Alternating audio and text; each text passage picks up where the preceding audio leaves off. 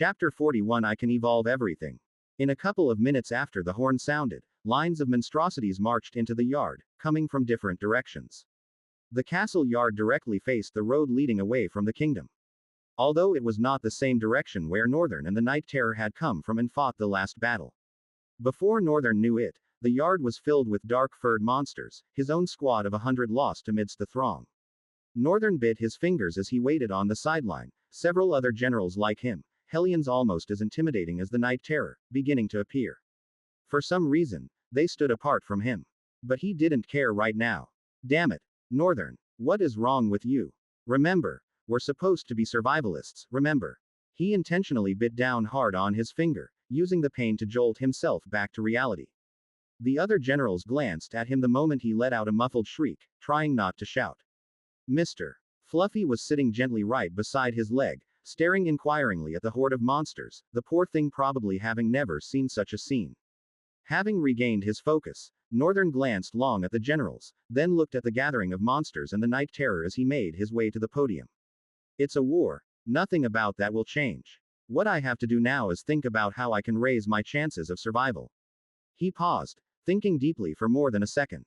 Then he summoned the panels displaying his talents. Copied talents, 1/1. Talent. Advanced cloning. Class. A. Talent true, name. Many of 1. Description. I am 1, I am 2, I can be 3, 4 or 5. My personas are limitless and only limited by my imagination, in my hands all objects are more than 1. Talent ability. Self-clone. Attribute. Your soul rank is too low to access this information. Talent progression. 0.600. This was the answer. It was staring him right in the face. Northern took a deep breath. He had always wanted to take this step, but because he had to be very economical about spending talent fragments, he had hesitated a lot. 600 was not an easy amount to spare.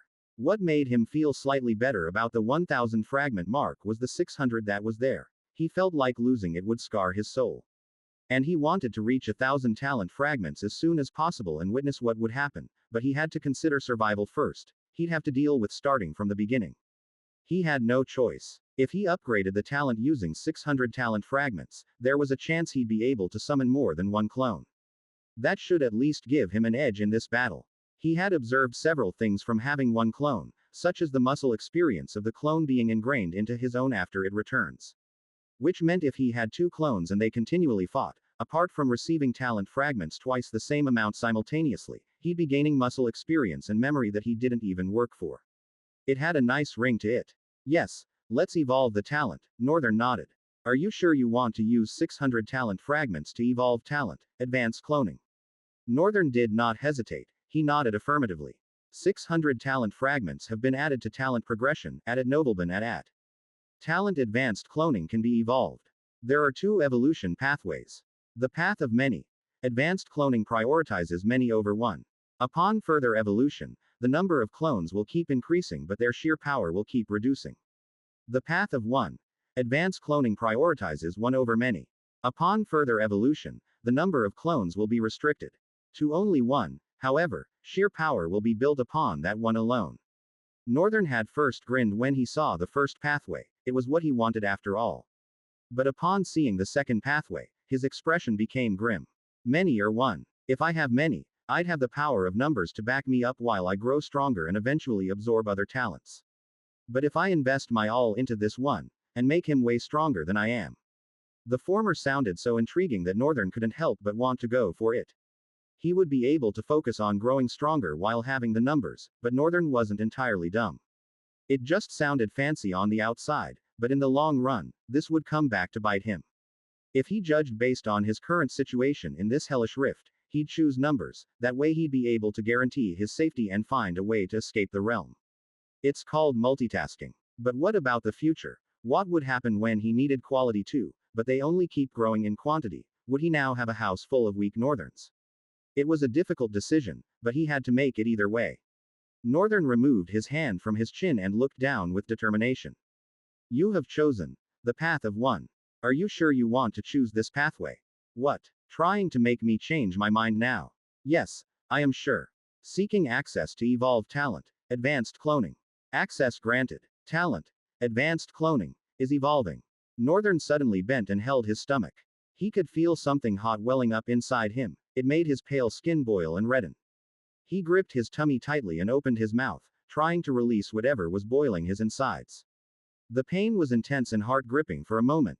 Worse even, in a place like this, he needed to avoid screaming, so Northern tried his best to stifle every trace of a scream that threatened to disgrace him. The generals were beginning to look at him with puzzled expressions, even Mr. Fluffy was tilting its head left and right. But Northern couldn't pay them any mind. He fought himself from crumbling to one knee and managed to stay on his feet through it all. Then a soothing voice resounded in his ears. "You have used 600 talent fragments." Northern at that point felt a great deal of strength leave his body. Talent, advanced cloning, has evolved to singularity. It was then that the heat in his belly began to calm down. He couldn't tell precisely where, but he could tell that something had changed about him. Congratulations, you have succeeded in evolving a talent for the first time. Because true name is tied to talent and attributes, you have succeeded in evolving a true name for the first time. You have succeeded in evolving an attribute for the first time. Northern couldn't help but stare wide-eyed. What is this? What was going on? This far exceeded his expectations. True name. Even attributes. He had evolved everything. Chapter 42 Warfront Part 1. Monsters were simple-minded creatures, far less complex and thoughtful than humans. Northern thought understanding them would be a Herculean task. But he wasn't even trying, and somehow, he understood them way better than he thought he would, and his only evaluation was: they are just too simple-minded. Usually, when humans marched to war, they always sent scouts first. After the scouts have confirmed the situation, they would then send the infantry, who are the expendable meatballs of the battlefield. Well, put it however, they are the ones who end up dying the most. Then the generals usually took the backstage, venturing into battle when the tide was critical. It was a strategic move, either to raise the morale of their soldiers or destroy the morale of their enemy with the outlandish power and might of the generals. But the monsters had it way different. They didn't care about all that logic, tactics, or strategies. They just took the bull by its horns. Northern and the rest of the generals marched in front, while the others marched behind them, each squad straight behind their general. Each general also had an assistant, and for Northern, it was the familiar face he was tired of seeing at the prison mine. He worried if the hideous creature would not tear him from behind while they were in war, but he was kind of confident it wouldn't happen. The creature was strong, incredibly so. Northern looked left and right. It was a straight array of generals, all of them taking a steady but not slow march to the battlefield. I guess I didn't observe it before because I didn't have the luxury to. They really have their generals in front. He walked silently for a couple of minutes, only watching Mr. Fluffy, who amazingly was able to keep up. Then he raced his mind back to the surprises that made him so confident about this battle. Northern never thought or expected that evolving a talent would cause so much change. He didn't know it meant so much. And now, he couldn't help but think he had undermined the extent of his talent copying system. Sparks of excitement shimmered within his blue eyes as he inspected the changes on the panel. Copied talents, 1/1. Talent. Singularity. Class. S. Talent true, name. Me, myself and I. Description. I am the only one. It is me, myself and I. All others strengthen me. Talent ability. Soul clone. Attributes. You cannot access this information at your soul rank. Talent progression. 0/1000. Apart from the attribute part, which left a bad taste in his mouth, Northern was more than impressed. At Nobleman at. Losing 600 fragments sure took its toll on him, but it was worth it. Although most parts of the effect seemed to be locked out because he was a walker. But still, Northern was happy. Perhaps it was the thought of days to come that made him feel so elated about this ability of his.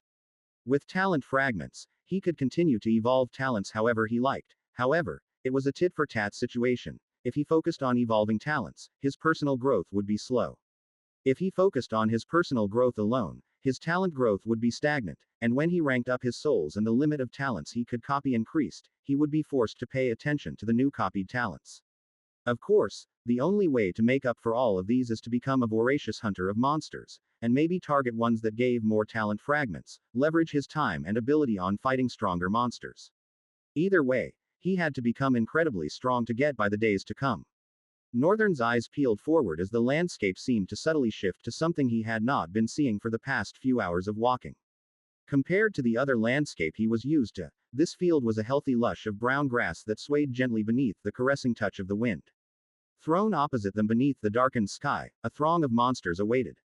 They were like the previous ones, but different at the same time. They resembled large lizards with razor-sharp spines protruding from their backs and lethal claws. They stood powerfully on four legs and snarled viciously from afar like mad dogs waiting to be unleashed. Suddenly, from behind, a queue of battered monsters began to make their way to the front. Northern gave a slight frown as the slaves lined up in front of them. This is really their culture. It's sort of disgusting. They were reptilian in nature with almost crawling legs, but unlike the lizard-like ones, they stood on two legs. An enormous, intimidating creature made its way to the front. Its frame was bulging with power, two pairs of arms, two formidable legs with thick muscles rolling beneath their stony surface.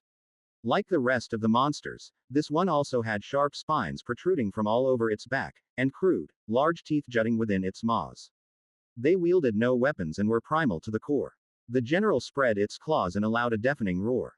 The night terror, who was already in front of the mass, let out an equally intimidating growl, one that seemed to shake the dark heavens. Collision commenced. The enemy began to charge at them with frightening speed. The ground trembled, as did Northern's heart. He stood, suspended in his thoughts, wondering if he would survive this, what his first action should be. He gulped and killed the thousand thoughts that ran around his head.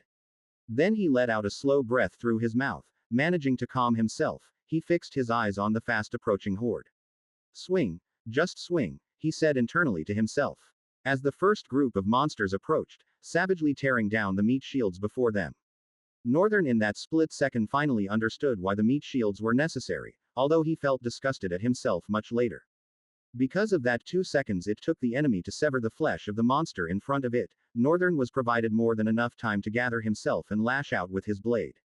As the mortal blade swung viciously forward, it easily sliced into the supposedly hard skin of the monster like tofu. Pulling his hand backward, Northern withdrew and lunged the sword straight forward, sleekly piercing the monster's abdomen. Less than you have killed a disaster beast Razorlf greater than. You have slain a disaster beast Razorlf. Even as the two voices overlapped each other, Northern ignored them and quickly riposted for the next one. As it lashed out, raising two legs, he swung his sword over his head, slashing it. He quickly jumped back, gritting his teeth. Damn, it's shallow. The inexperienced and stupid Northern did not know that a battlefield was not the kind of place where you take a moment of rest to yourself, not when the battle had just begun. From behind, crude claws slashed across his back. Chapter 43 Warfront, Part 2. Within seconds of collision, the battlefield lay shrouded in a thick fog of dread, the air heavy with the stench of blood. The ground was churned into a nightmarish landscape of mud and gore, trembling beneath the weight of countless monstrous forms locked in a brutal struggle. Amidst the chaos, towering above the rest, two distinct creatures clashed with savage ferocity, their roars echoing across the desolate expanse. Razor-sharp claws tore through flesh and bone, leaving a trail of mutilated corpses in their wake. The ground trembled with each thunderous footstep, as if the earth itself groaned in agony beneath the onslaught. It had only been a short time, not even a minute, yet gruesomeness gripped the ground, squeezing out folds of gore. Bodies fell in great numbers, and the clashes rang viciously through the air. From every side, every angle, monsters ferociously bared their fangs and wielded crude, inhuman swords, hacking and slashing at one another. Northern had never been on a battlefield before. Of course, he was unaware of its cruelty, the urgency that every second, every minute held. And for someone as thoughtful as him, wasting even a second was dire. Before he could react, a voracious monster leapt over him, landing a precise cut on his back. As he belatedly noticed, Northern tried to dodge by running forward, but another monster lunged its claws from below, blocking his path. He had to sacrifice either his front or his back. But there was no time to make a decision.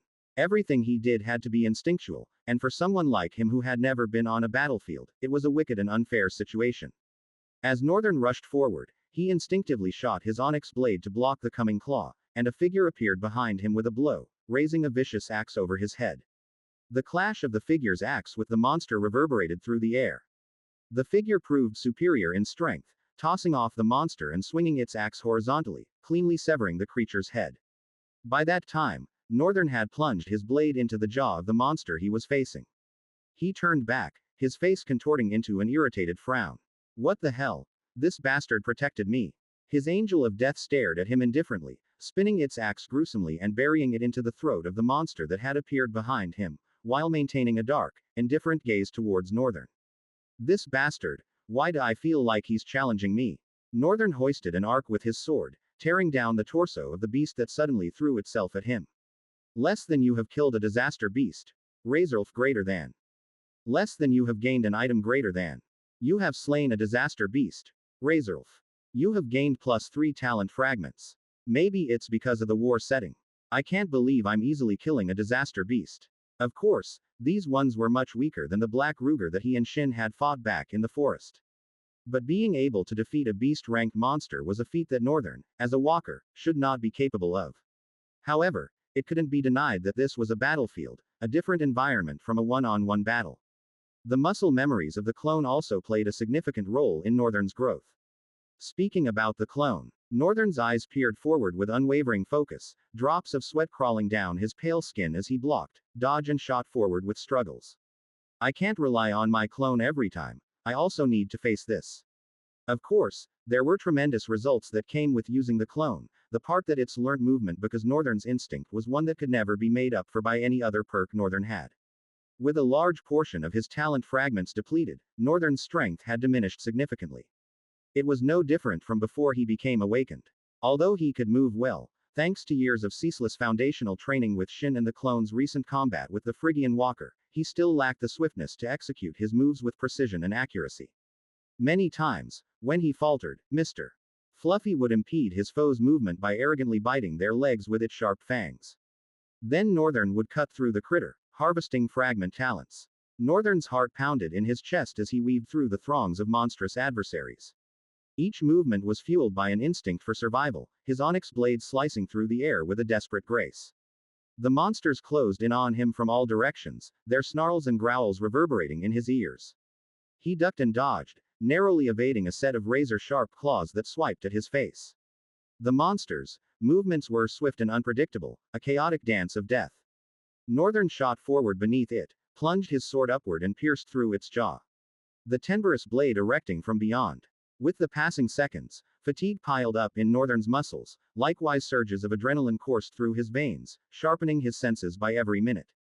He could feel the heat of their breath on his skin, the earthy smell of their sweat, mixing with the metallic tang of blood. It was a twisted nightmare, where every step could be his last. Faced with such an horror, Northern's focus was frightening. His eyes did not waver from his enemy, and his strike were ridded of unnecessary movements. It was straight to the point. He either blocked, or took advantage of even the least of openings, cleaving through the guts of the monster. His hands were tightly gripping the blade, each stroke was strenuous and weighing on his muscles, but he couldn't stop.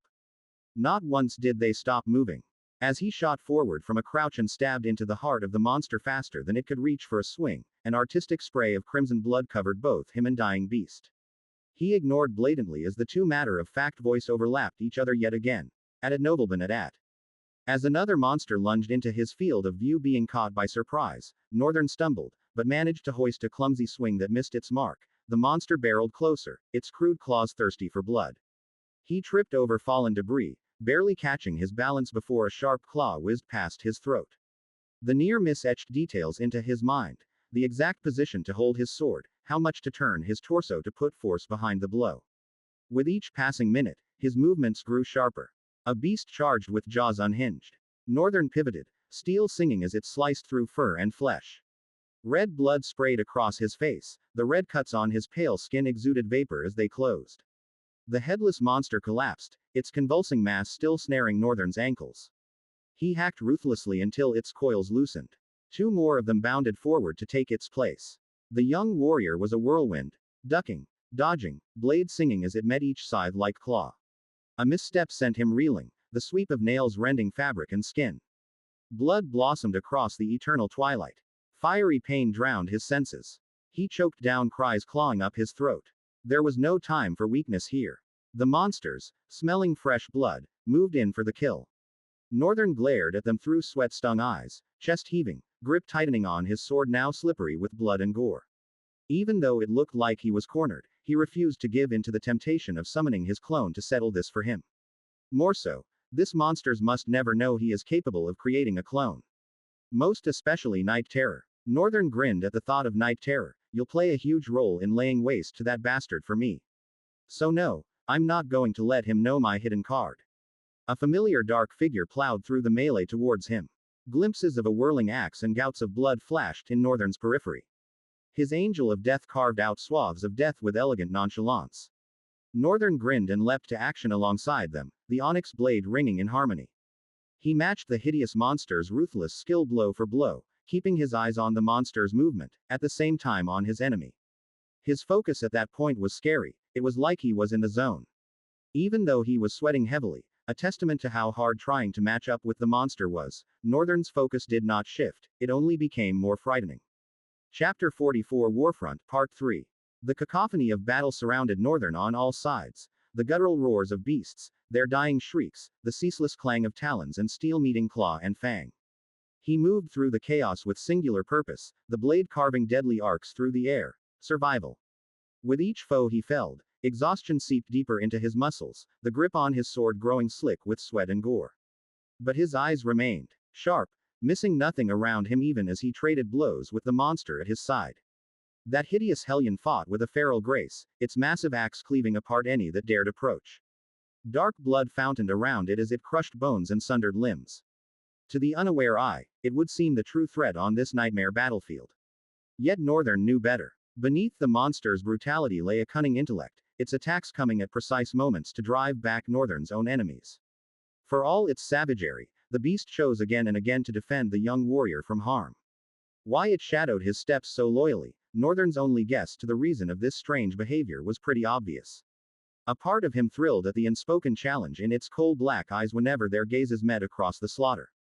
Perhaps it intended to test his skill and resolve, to push the fledgling warrior ever closer to the ragged edge, or it just wanted to protect him since he was its general, or it was doing both. Whichever one it was, Northern did not plan on losing in this game, it would not find him easy prey.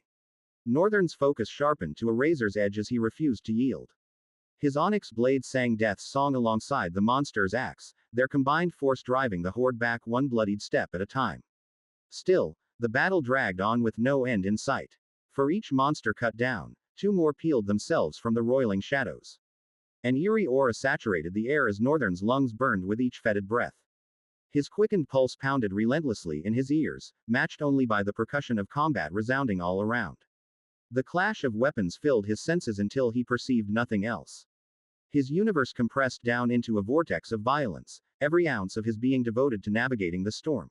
At Nobleman at. Time itself lost meaning until he existed wholly in the present moment. Nothing mattered but his sword arm and the relentless monsters arrayed against him. This nightmare crucible had burned away all but Northern's essential core, the warrior's spirit passing from one enemy to the next as his onyx blade carved out ferocious poetry. As the battle raged on, Northern slowly adjusted to the tone of the battlefield. Northern's bitterness began to seep into his every movement, his every strike. It was not something obvious, but a subtle shift in his demeanor, a tightening of his jaw, a flicker of annoyance in his eyes.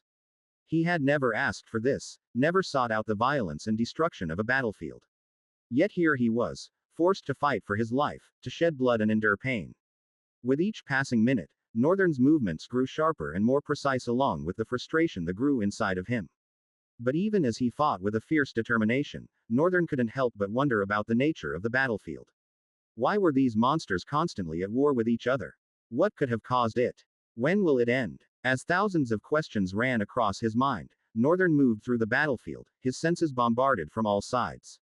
The wet splatter of his enemy's blood on his face, the earthy smell of sweat and the metallic tang of blood, it all became a twisted symphony of horror. But Northern refused to let the chaos overwhelm him. His movements slowly becoming instinctual. There were more moments when Northern stumbled, when his strikes missed their mark, or when he was caught off guard by a monster's attack. But he did not to succumb to weakness. He pushed through the pain, the fatigue, and the fear. He fought with every ounce of strength he had, his blade a blur of motion as he cleaved through the guts of his enemies. His angel of death stood by his side, wielding its vicious axe with a feral glee. Northern gritted his teeth as another wave of monstrous beasts flooded the battlefield.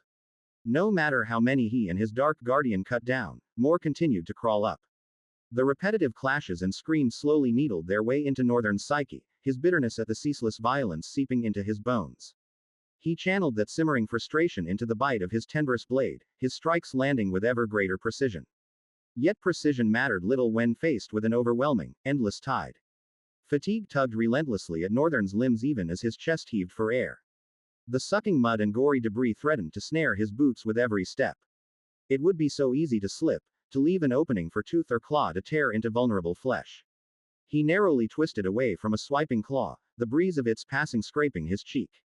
The near miss filled him with rage, at his foes, at the injustice of this wicked battlefield that has now been forced upon him, and most bitterly, at his own weakness. His mounting fury erupted with explosive force as Northern lunged forward and severed the offending limb with a savage chop. Dark blood jetted, splashing across his face, the rich iron tang coating his tongue. He spit violently, then bared reddened teeth in a defiant sneer. Let them send their legions. He would rip through them all or die trying, leaving their broken bodies piled in his wake. Beside him, his guardian angel snarled approvingly, the axe carving out brutal harmony to Northern's melody of violence. They continued their desperate push, Northern's sword arm burning with exertion, his breath escaping in pained rasps between blows. Still no respite came. The horde advanced as though the battlefield's extent held no limit. How long had he been fighting without stop? Minutes or hours or days? Time held no meaning anymore, swallowed by the red haze fogging Northern's mind. His vision tunneled until all he saw were enemies to destroy. The repetitive screech of steel pounding armor and bone became a nightmarish song drilling relentlessly into his skull. Hot blood splashed against his skin again and again, slowly transforming him from man into fiend. And still Northern battled on, that kernel of defiance at his core refusing to yield, refusing to die quietly. If this endless hell was to be his reality, then he would force the monsters of this realm to pay dearly for every inch of ground. Let his bones shatter and sinews fray, he would fight until his last ragged breath. The monsters might grind him down eventually, but Northern swore to blunt every fang and claw on his stubborn soul before the abyss finally claimed him.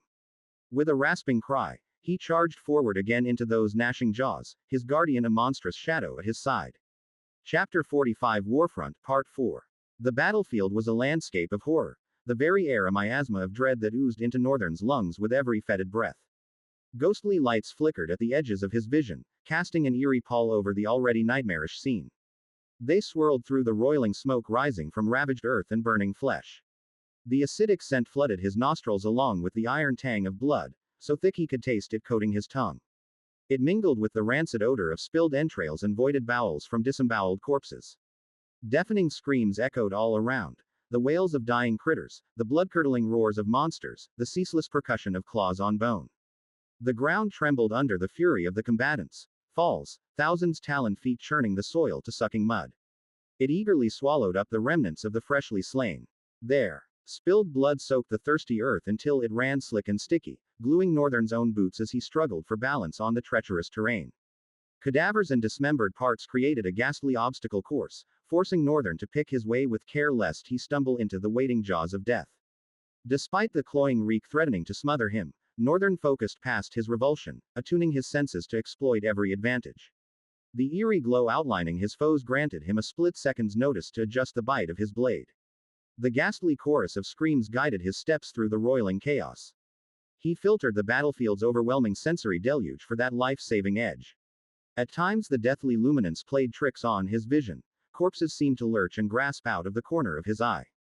The pained wails built to a mind-shattering crescendo, sending his heart racing as combat narrowed his world down to each breath, each beat, each bloodied monster he cut down. This nightmarish crucible burned hot enough to sear away weaker men's sanity. But Northern found bitter strength in the forge fire, letting the horror hone his resolve to an unbreakable edge. The bottle's atmosphere focused him to a razor point, senses keen for the next attack, muscles coiled to counter. All that mattered now was enduring second by gory second. A short distance from Northern, an enormous creature tentacles wound around a desperate lizard-like beast in an inescapable death grip. Cords of mucus-coated muscle crushed its prey slowly, the sickening cracks of splintering bones cutting through its agonized bleats. Bones pierced raggedly through matted skin already plastered with coagulating blood. The cephalopod-like monster continued constricting with pitiless glee, even as limbs dangled macabrely, held in place by tenuous strips of flesh. Farther on, packs of lycanthropes decimated a battalion comprised of gaunt, hollow-eyed lizards, larger than the usual. Furred bodies blurred with terrifying speed, massive jaws ripping out throats and hunks of meat with equal ferocity. The haunting shrieks of their prey joined the hellish chorus of death screams.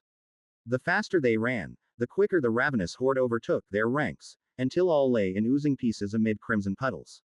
Two enormous razorlf beasts collided dramatically in an avalanche of scythed talons, snapping fangs and lashing tails. Their primitive savagery was breathtaking as they shredded rusted armor and hide in order to access the hot lifeblood pulsing just beneath. As one found purchase in its opponent's unprotected flank, a sinuous neck curved, reptilian head descending to clamp onto the vulnerable throat. The dying creature emitted a gurgling wail that cut off abruptly in a fountain of arterial spray. The lizard beast drank deeply, spine ridges shivering in bliss. Everywhere Northern darted his gaze, similar scenes of slaughter played out. The sheer ruthlessness of these monsters would make grown men flee in shrieking terror. But amid the chaos he seemed almost like an avenging dark angel dealing out just punishment. His onyx sword sang as it cleaved through torsos and vertebrae in great spilling fountains of ichor. The battle still raged with no end in sight. But surrounded by such overwhelming carnage, Northern felt a thrill at how capably he navigated the tempest. Perhaps if he continued perfecting his lethal skills, one day he might dole out the destruction rather than only enduring its violence. A thunderous roar reverberated across the battlefield, momentarily drowning out the cacophony of steel and dying screams. Night Terror and the lizard monstrosity, both exalted generals of their warring factions, crossed paths amidst the chaos. A wave of anticipatory violence rippled outward as lesser creatures skittered from their path. Four baleful red eyes glared with predatory intensity as Night Terror circled on clawed hind legs, seeking an opening in the lizard's formidable defenses. Its furless tail lashed in anticipation, barbed tip gouging furrows in the blood-soaked soil. Hot saliva dripped from jaws packed with serrated fangs capable of crushing armor and bone between their razor edges. Stone-like scales rippled as the bipedal lizard rotated in kind, a low hiss emanating from behind rows of shark-like teeth. Though dwarfed by the hulking fur-covered terror, the lizard exuded an aura promising excruciating demise to any foolish enough to attack. Curved black claws clacked together, hungry to disembowel vulnerable organs and strip flesh from bone. A guttural roar shook the air as the two hellions flew at each other in a frenzy of slashing claws, snapping jaws and brutal force. Muscle and sinew collided as they grappled and shredded, seeking to tear life from hated enemy flesh. Ichor spewed in great arcs with each bloodied wound carved from hide and scale. They broke apart, circling with primal fury burning in their eyes. Night Terror feinted then pounced with viper-like speed, sinking fangs deep into the vulnerable underbelly exposed mid-turn. The lizard shrieked in torment, writhing to dislodge the crushing bite grinding organs behind adamantine teeth. It whipped its body around, bringing the full crushing weight of its spiked tail smashing into Night Terror's flank. Ribs cracked audibly beneath the sledgehammer impact, forcing the brute to relinquish its death grip lest spine itself splinter next. They retreated, chests heaving and bodies leaking rivulets of brilliant vital fluids. But this battle was far from over. These were apex warriors at the height of their power, and both had centuries of vicious warfare etched into their souls. Added nobleman at. A mere exchange of devastating injuries would never force submission. They had scarce seconds to brace their wounds against further trauma before explosive movement signaled the next blistering round of attacks. Jaws opened in chilling bellows as they charged again, this clash ringing through the battlefield. Chapter 46 Warfront Part 5. A thunderous roar shakes the battlefield as the two monstrous generals collide in a paroxysm of violence. Night Terror and the lizard hellion unleash blood-curdling shrieks, drowning out even the cacophony of the surrounding melee. Onlookers scatter as the generals slam together with the unstoppable force of a volcanic eruption. The earth itself seems to tremble in terror at the titanic energies barely contained within these bloody avatars of war. As they grapple, veins bulge from straining necks coated in armor like hide and scale. Bicep muscles knot as sinewy arms shove against each other with enough strength to cleave metals. Showers of sparks erupt anytime their claws rake across toughened exterior plates, screeching with the promise of pain to come once softer innards lie exposed. Beady reptilian eyes bore into four glowing crimson orbs radiating gleeful malice. Fangs dripping with ropey drool snap repeatedly, brushing scales and patchy fur but unable to find purchase. These fighters know no gentle sparring, no pulled punches. Every collision signals lethal intent to wholly dismantle the other down to stray sinew and pulverized bone fragments. Two unstoppable forces channeling the rage of entire armies behind each devastating attack. Neither able to surrender without first experiencing the ultimate agony of utter defeat. They break apart, chests heaving, yet undaunted. Their disc-flattened pupils narrow to bestial slits as they circle with predatory focus locked on enemy hide. Chilling bellows raise gooseflesh from all within earshot even over the ongoing tumult. A split-second pause, then the combatants hurtle through the air once more. This time Night Terror impacts like a wrecking ball, clamping bone-shearing jaws deep into scale and muscle at the vulnerable juncture between neck and shoulder. Before victorious shrieks fade, the lizard retaliates with a scything slash, opening ribbons of flesh which immediately weep glossy fluid. Ruthless brutality becoming artistry in their bid to dominate and desecrate. Nearby, Northern slips furtively between the forms of warring monsters oblivious to his presence. Mesmerized by the sounds of the cataclysmic duel raging somewhere ahead, he creeps even closer. There was something he needed to see after all. From the moment he heard their thunderous growl, Northern had sprang into action, skillfully losing his guardian angel and finding his way to where the growl came from. Northern flowed between moving mountains of meat and armor while his questing eyes scanned the middle distance. Finally his gaze lands on the epic clash between the generals and widened at the spectacle. Never had he witnessed such raw, unrestrained power given monstrous form. They seem more forces of nature than mere physical entities as they grapple and gouge for advantage. The overflow of energy almost crackles against Northern's skin even at this remove. He yearned to study their battle dance more closely, to learn the intricacies of combat mastery personified. Checking that no threats lurk in his immediate vicinity, Northern slips nearer, ducking behind the bulk of the lumbering monsters. Between the ongoing chaos and their total absorption in their duel, the generals take no notice of him. At last the vantage allowed Northern to closely track the ebb and flow of attacks, feints, and counters. He watched raptly even as his own continued survival demanded peripheral awareness of surrounding foes. A triumphant roar refocuses Northern's gaze just as the lizard lands a brutal downward slash with knife-like claws. The unexpected move catches Night Terror off guard, laying open a lengthy furrow from neck to abdomen. Crimson blood fountains as the general staggers back, vital fluids rapidly forming a spreading pool beneath massive furred feet. Though merely an observer, Northern cannot deny a swell of strange protectiveness for the four-eyed warrior now at a disadvantage. You can't die here, I swear. You are mine to kill. Without conscious thought he summoned his clone, visualizing it into existence near the struggling Night Terror. Northern's clone landed solidly between the hulking Night Terror and the advancing lizard adversary, rushing the latter with unthinking urgency meant to forestall the intended killing blow. The clone's intervention bought precious seconds for the four-eyed general to regain its equilibrium, but also draws the full brunt of the enemy's lethal focus. Night Terror gave Northern's clone a vicious cold glare. At that moment, Northern's eyes widened. No way. The onyx blade clashed deafeningly against crude claws as the two generals at first saw only an obstacle to crush beneath claws and jaws.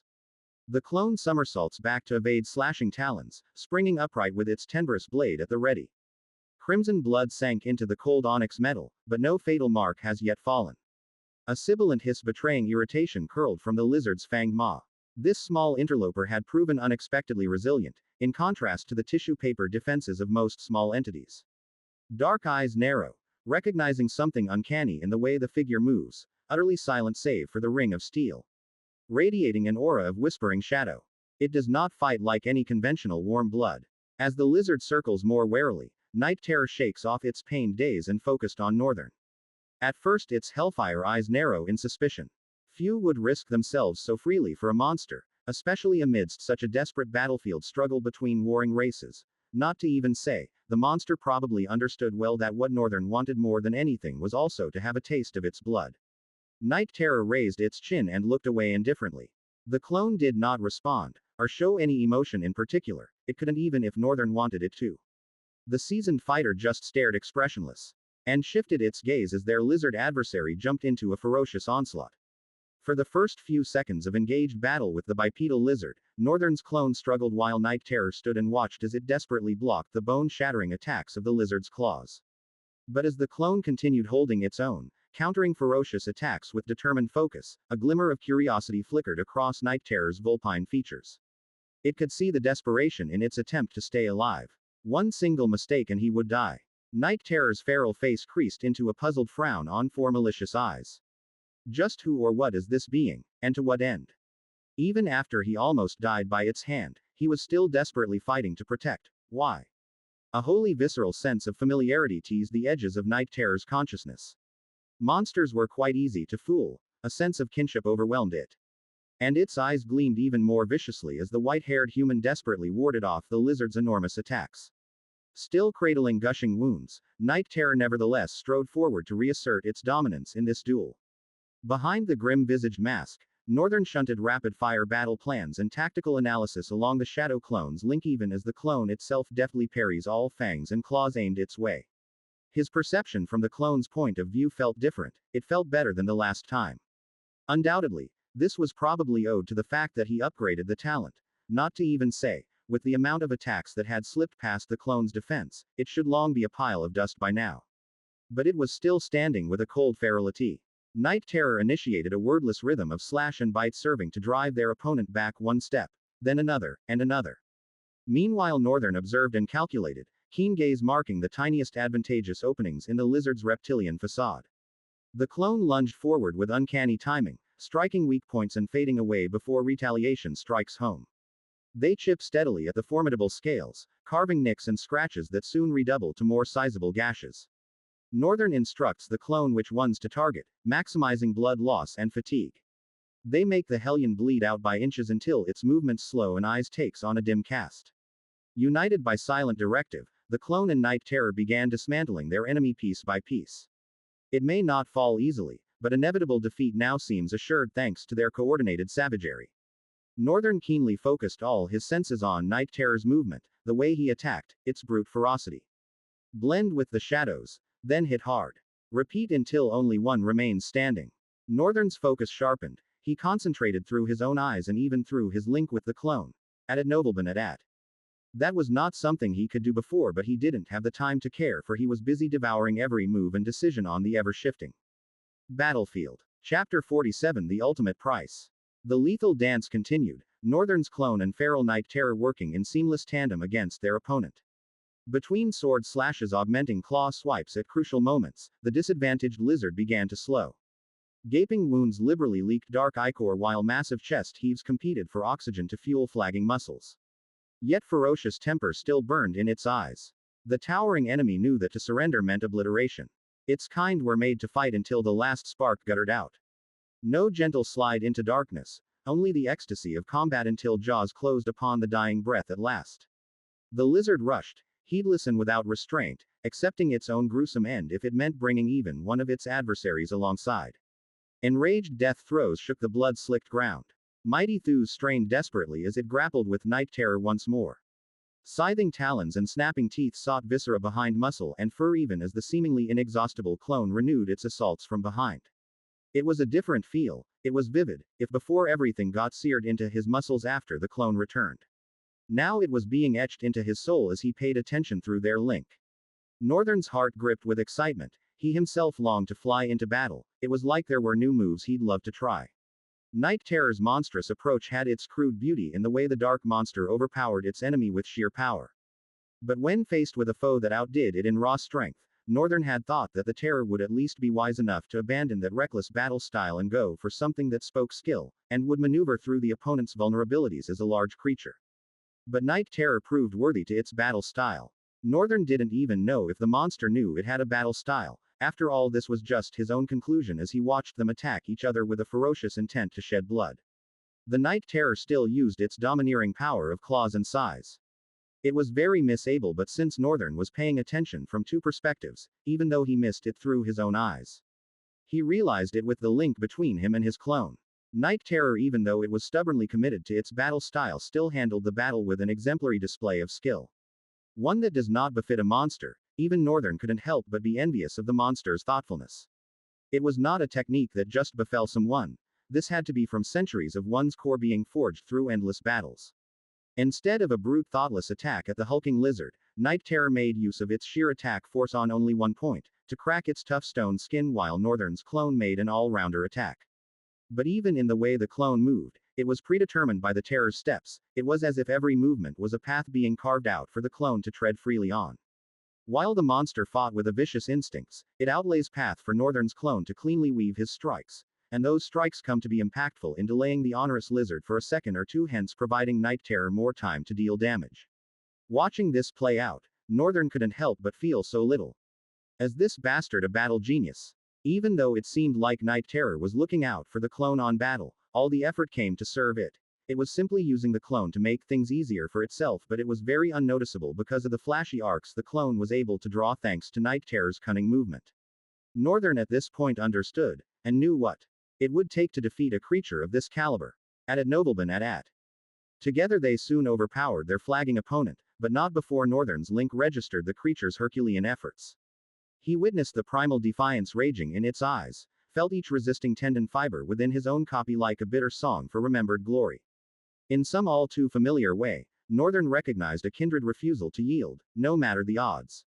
Perhaps they all were chained here on this endless killing field, slave soldiers bound by the ruthless dictates of uncaring powers playing at conquest. It did not matter what kind of monsters both sides were. In the end, a shared fate awaited all of them. Death's patient skeletal hand finally came to collect due tribute. What matter the chosen instrument of demise? The RighteousFilth general's strength finally failed as numerous grievous injuries took their toll. Unable to ward off both Northern's clone and the savage Night Terror, it sank to knees turned gelatinous by trauma and blood loss. Still it hissed venomous defiance, curving talons gouging furrows in the muddy earth now saturated with its own spilled vital fluids. Milky inner eyelids blinked rapidly with shock even as outer scales took on a dull, flaking appearance. Its adversaries wasted no time, moving in swiftly for the kill. The clone's tenebrous blade licked out, slipping beneath armored chin scales to pierce deeply into the throat. At the same time, Night Terror pounced onto the lizard's back, using pure mass to bear it the rest of the way to the ground in a bone-jarring smash. Hideous jaws closed around the vulnerable juncture between head and neck, fangs puncturing easily through gluey meat and gristle. The prone creature thrashed weakly, limbs twitching in death throes. But escape was impossible pinned beneath the four-eyed monster's bulk as it adjusted its savage bite, worrying and tearing like a hellhound with a rodent. Finally opting for a killing stroke, Night Terror braced huge clawed feet and wrenched its entire body in a sharp twisting motion. A ghastly wet crack rang out as the lizard's spine shattered at the neck, followed instantly by the rending squelch of muscle and sinew separating. With a contemptuous jerk of its massive head, the general flung aside the mutilated piece of its former opponent. Tongue lapping out to gather viscous gore clinging to its muzzle, Night Terror straightened and unleashed an ear. Splitting victory bellow skyward. Nearby the indistinct shadow clone waited silently, onyx blade now stained a deeper hungry black having fed well this day. Northern gazed out through its eyes, teeth unconsciously bared, he was so focused on the boorish sight that he had forgotten to steal the last kill. The butchery continued all around despite the lizard general's defeat. Surrounded by ever-rising mountains of corpses, Northern's dark gaze crept slowly across the battlefield. In the distance, clone and Night Terrors stood apart from each other in grave silence. Northern briefly met the unflinching crimson stares of that relentless monster commander through the link with his clone. It was still unsatisfied, hungry for more violence. The malevolent thirst personified in those feral orbs seemed endless. It wasn't just in the eyes of the Terror. He noticed it in the eyes of every monster both from the kingdom of Red Mine and the unknown opposition. Suddenly, it struck him to be dreadful, weird. It felt like no matter how many slaves were taken, how many were killed, how many wars were won, this war would never end. No side would ever truly emerge victorious. Not without paying the ultimate price. The Night Terror cast his clone one last gaze. In its burning eyes there seems to be a note of approval. It turned away, springing into the rest of the battle to lay waste to the enemy. Northern sighed from where he was, dismissing the clone. What happened next? Even he did not anticipate it. Chapter 48 No Pain No Gain. When pushing physical limits through intense training or battle, the body inevitably rebels against the strain. Muscles scream in protest, fibers tearing microscopically with each grueling contraction. It's a brutal process that tests the boundaries of endurance. In the case of Northern's clone, a soulless construct beholden to its creator's will, it moved and struck without any corporeal awareness of its own suffering. No searing lactic acid buildup to dull reflexes. No shuddering spasms racking limbs pushed beyond capacity. It functioned as a cold, mechanical extension of Northern's consciousness, a ruthless weapon devoid of self-preservation instincts. Despite the clone's indifference to sensory input, the biological stresses remained inescapable facts of harsh laws that bounded a human's physical body.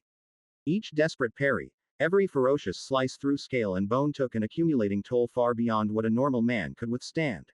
And now, Northern was the one bearing the sense of consciousness of all those pain now that the clone was gone. His tendons strained like overstressed cables, threatening to fray apart under the relentless torque and friction.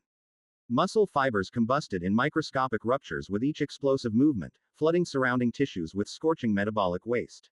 Even his skeletal structure groaned in protest at the battering forces Thar had radiated up from sword impacts. After all, it was an exact copy of Northern down to everything that was bound to his soul. Even Northern could tell how inexplicable different it felt when the clone appeared. Its durability increased and the link felt clearer than ever before. Its response to Northern's mental command was also super fast, thawed before, and the responsive stimuli Northern got from it was very clearer and synchronized to his head faster than before. Everything was better. So it only made sense that the pain he felt as those memories were sculpted into his muscles should he much more apprehensive.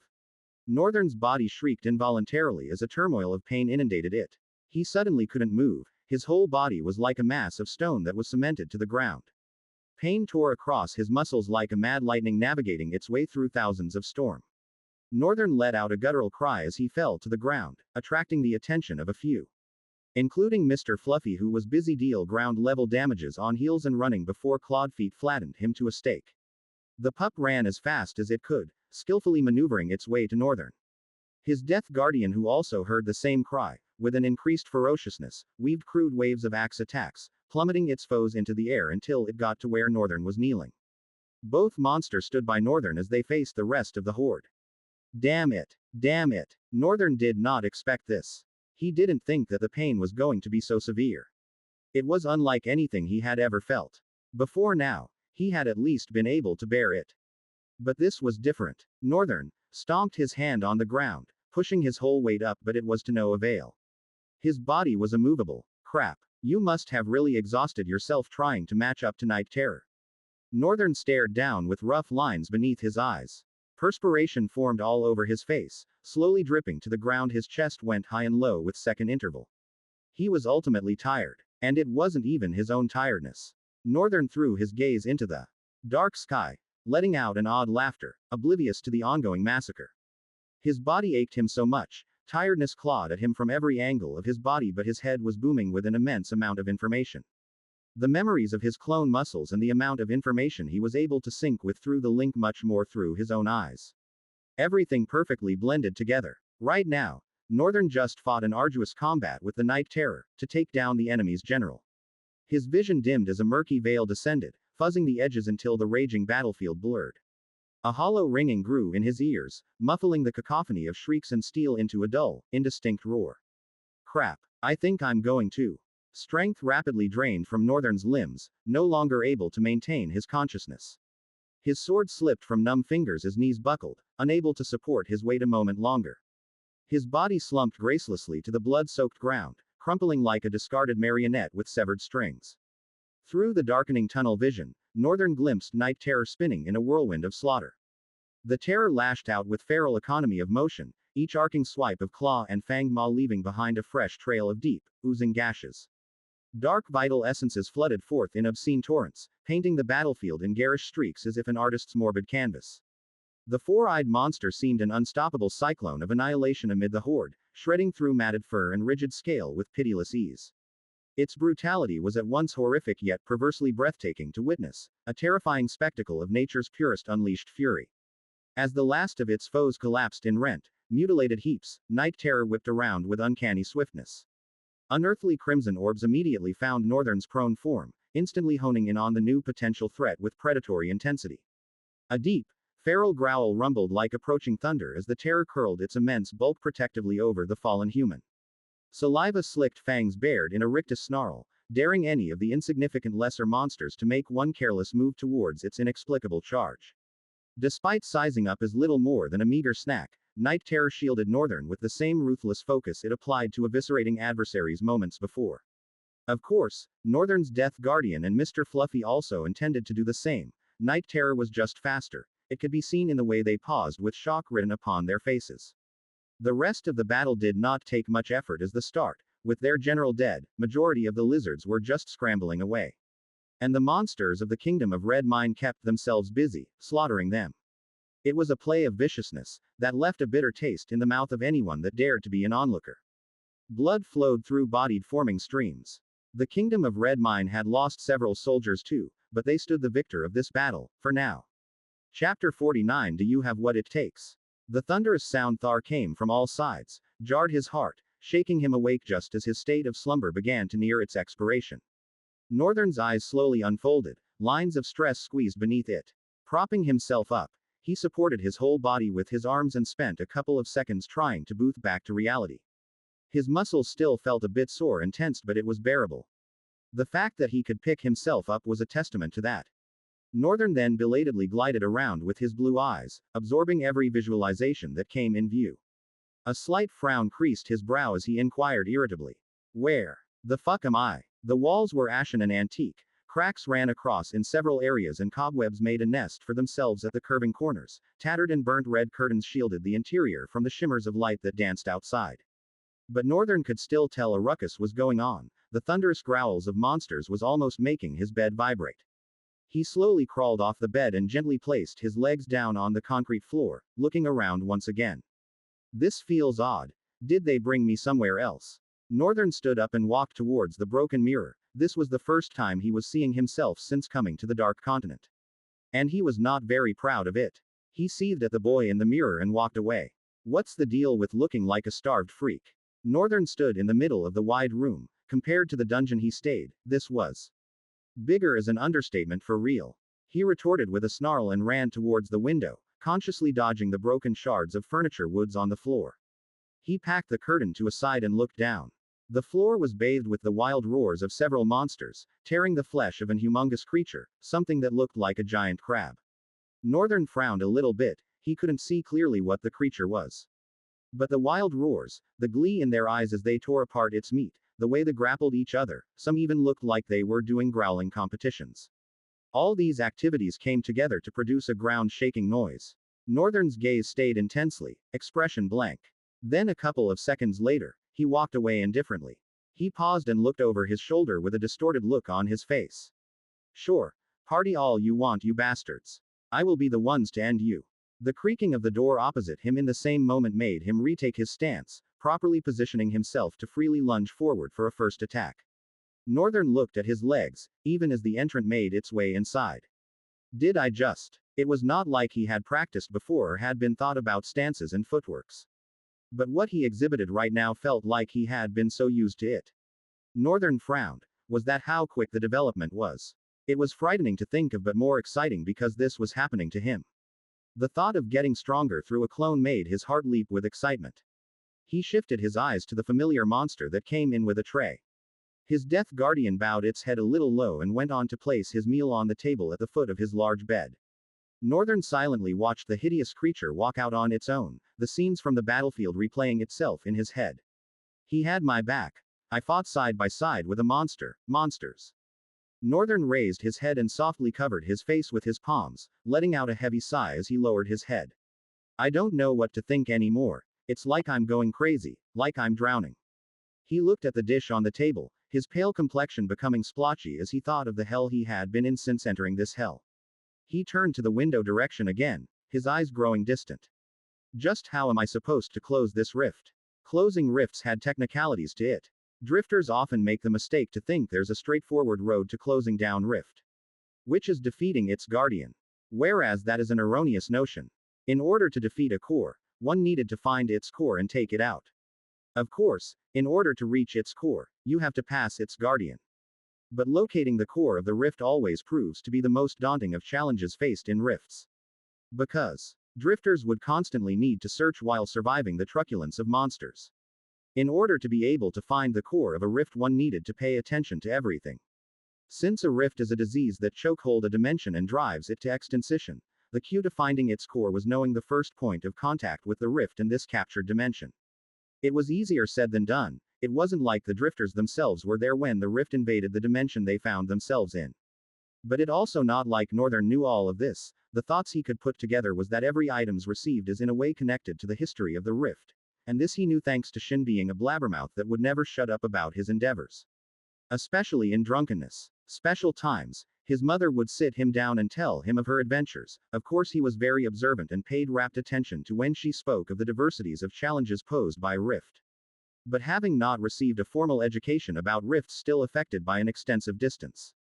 If he was a noble, he would at the very least undergone teachings before getting ready for the academy. about talents, about what happens in the rift, about survival. But Northern knew nothing. He was just a helpless kid thrown into the broad pit of hell. At a nobleman at. A frown creased lines on his forehead. It won't stop him. His state would not render him useless. It didn't matter if he didn't know anything, he would find a way to escape from this place. But first he had to get stronger. A wide grin formed on his face. I have to absorb more and more of those skills. Yes, I have to go to more war. Get stronger, strong enough to defeat Night Terror. The glee in his eyes suddenly died down. No, it's not like Night Terror is the guardian of the gate. That's right, there was another monster, more fearsome than Night Terror. If Northern wanted to survive this hell, then he needed to become as terrifying enough to decimate the Lord of the Red Mine Castle. Chapter 50 Cocky Bastard, Part 1. The next few nights for Northern was pretty bland. First he made sure he took maximum rest and made sure that his body was in a good condition. And while doing that he did a few things like inspecting his growth from the war. Northern was almost ripped apart by shock when he found out that his talent fragments went up by 100. I must have fought so many monsters, he thought. Of course, he couldn't wave away his regret of not having the last kill on that RighteousFilth general. That would have undoubtedly earned him at least 6 talent fragments. Saddened, but he quickly raised his spirit with a crazy goal, to make sure he gets the last kill on Night Terror. Of course his mighty general should be worth more. That was Northern's guess anyways, he had not come to really know if the danger level of monsters played a role to the amount of talents he received from them. Speaking of Night Terror, Northern had not laid a glimpse on him since he woke up. The wounds he received seemed quite severe. Is he resting? Northern murmured to himself. He heaved a smile, putting his arms akimbo and closing his eyes. I guess even a terror like him is not invincible. He opened his eyes and glared into a straight distance, grasping his fist. I can do this. Killing Night Terror was not going to be an easy task, but it was doable. He just had to do more of what he did the last time and it was all going to work out. Northern summoned his armor. The slatternly armor weaved itself around his body as he stepped out of his room. Northern's room was a significant change that occurred to him since he came back to the war. At first he feared it was temporary, so he tried not to get used to it. Not being able to communicate with monsters to know exactly why was a frustrating. But it's been a while now and he was still using the room. No one seemed to have issues with that. His death guardian regularly came to serve him. Still always with the indifferent look. Mr. Fluffy also stayed with him, except that it was now getting used to the monsters being around, growled less and ate more, slowly growing in size too. After taking the curling stairs down the tower where he stayed, Northern got down and traced a clear path to the yard, passing through the corners of the castle wall. As always, several monsters were standing at the open area, sparring with each other, with their vicious talons striking to cleave flesh and crush bones. Northern stood amongst the ranks of common monsters. Immediately he reached them. They parted for him. Most of them present were members of his own squad, and after what they saw at the warfront, they showed him absolute respect and unwavering trust. Fighting alongside Night Terror was not something even other generals had done. From the corners, they glared at Northern, their eyes filled with disapproval. Northern did not care. He didn't mind. They were bound to be one or two who didn't roll with him. It was just bothersome that it had to be monsters. When he thought about being a drifter, what he thought he would be doing is fighting and killing them. Not fighting with them and killing for them. It was exhausting every time he thought about it. What was more exhausting were the silent days he spent. Maybe because he now felt a little bit stronger, thanks to the experience of his clone, talents, fragments and items received, he wanted to go back to the battlefield as soon as possible. He also wanted to try these moves that played out in his head. Maybe it was just a fluke, or maybe he had gotten stronger. He wanted to really know. He had been keeping it cool, but seeing this monsters brawl each other just made him wanted to jump at it too. At a nobleman at. He looked around, setting his eyes for a particular hideous hellion. When he laid his eyes on it, Northern smirked and walked to it, cleanly going through the crowd of monsters. They also consciously tried not to block his path. Reaching the muscular creature, Northern craned his neck to look into its horrifying eyes and said with a vibrant glint in his eyes, "Fight me." The creature indifferently lowered its head at Northern for a few seconds, no expression of any sort even after the human warrior had spoken his mind. Northern scratched his head after. I guess it really does not understand. Northern stared absently for a few seconds and suddenly flung his hands toward the center of the arena, point to himself, and the monster then materialized the mortal blade from nothing with a wicked grin on his face. If at all the monster did not understand anything, His last two actions made things quite clear, especially that grin that was plastered to his face. The monster for once contorted its face with irritation. Its expression was literally saying, "I hate that smugness on your face, wipe it off." Northern grinned even wider as the monster's expression changed for the first time. He turned and majestically marched to the center of the arena. The two monsters that were grappling each other immediately stopped and moved back with their heads bowed. Northern gripped the hilt of the mortal blade and headed to the center, then he turned and awaited his angel of death. The monster slowly approached, its muscles rippling with every thunderous step it took. Its form was massive, almost like night terror in a way but battered with scars and burns. Its bipedal strong legs moved one after the other until it was standing in front of Northern. It yanked the axe from its back and slammed it on the floor, then rested both hands on its handle. Northern raised a corner of his lips. Cocky bastard. Chapter 51 Cocky Bastard, Part 2. Northern stood 10 meters away from the hideous monster, both of them drowned in a grave silence. The surrounding monsters stared in silence, even the generals that stood together in the corners showed slight interest, giving only side glances. Northern held the mortal blade up, looked at it for a second and smiled, looking back at the monster, the onyx blade disintegrating into white sparks. The hideous creature raised its browless eyes, with a slightly visible sneer. But Northern just smiled viciously. In 2 seconds, another weapon began materializing in his hand. They were the few things he got from war. A long silvery long sword was in his right hand, and a dagger was in his left hand. "I've never tried using dual weapon, but I've always wanted to." Northern looked at the monster that stared at him indifferently. At once, both of them darted at each other, traversing the land with a blurring speed. Northern's eyes widened as his legs propelled to movement. It felt easier to execute than when he had loads of thoughts in his head and no experience to pull it off. Since his clone had gone through smelting by real-time battle with the onerous leader, and had now burnt that experience into his own bodies, Northern's capabilities had increased by leaps and bounds. He made a sharp stop in between, swinging the silvery sword largely at the approaching monster. It was a sneaky move. Anyone would expect that they at least clashed together. However, being able to put an abrupt stop to his speed after shooting off with full speed also showed a great deal of control that even the generals marveled at. The hideous monster raised its axe over its head, blocking the swing. Its axe whirled through the air with bludgeoning force, but Northern was no longer there. He had anticipated the monster's countering strike and pivoted away in the nick of time. His boots scraped the hard earth as he changed direction in a blink. Northern's dagger flashed like liquid silver, deflecting the axe's backswing before it could cleave into his exposed flank.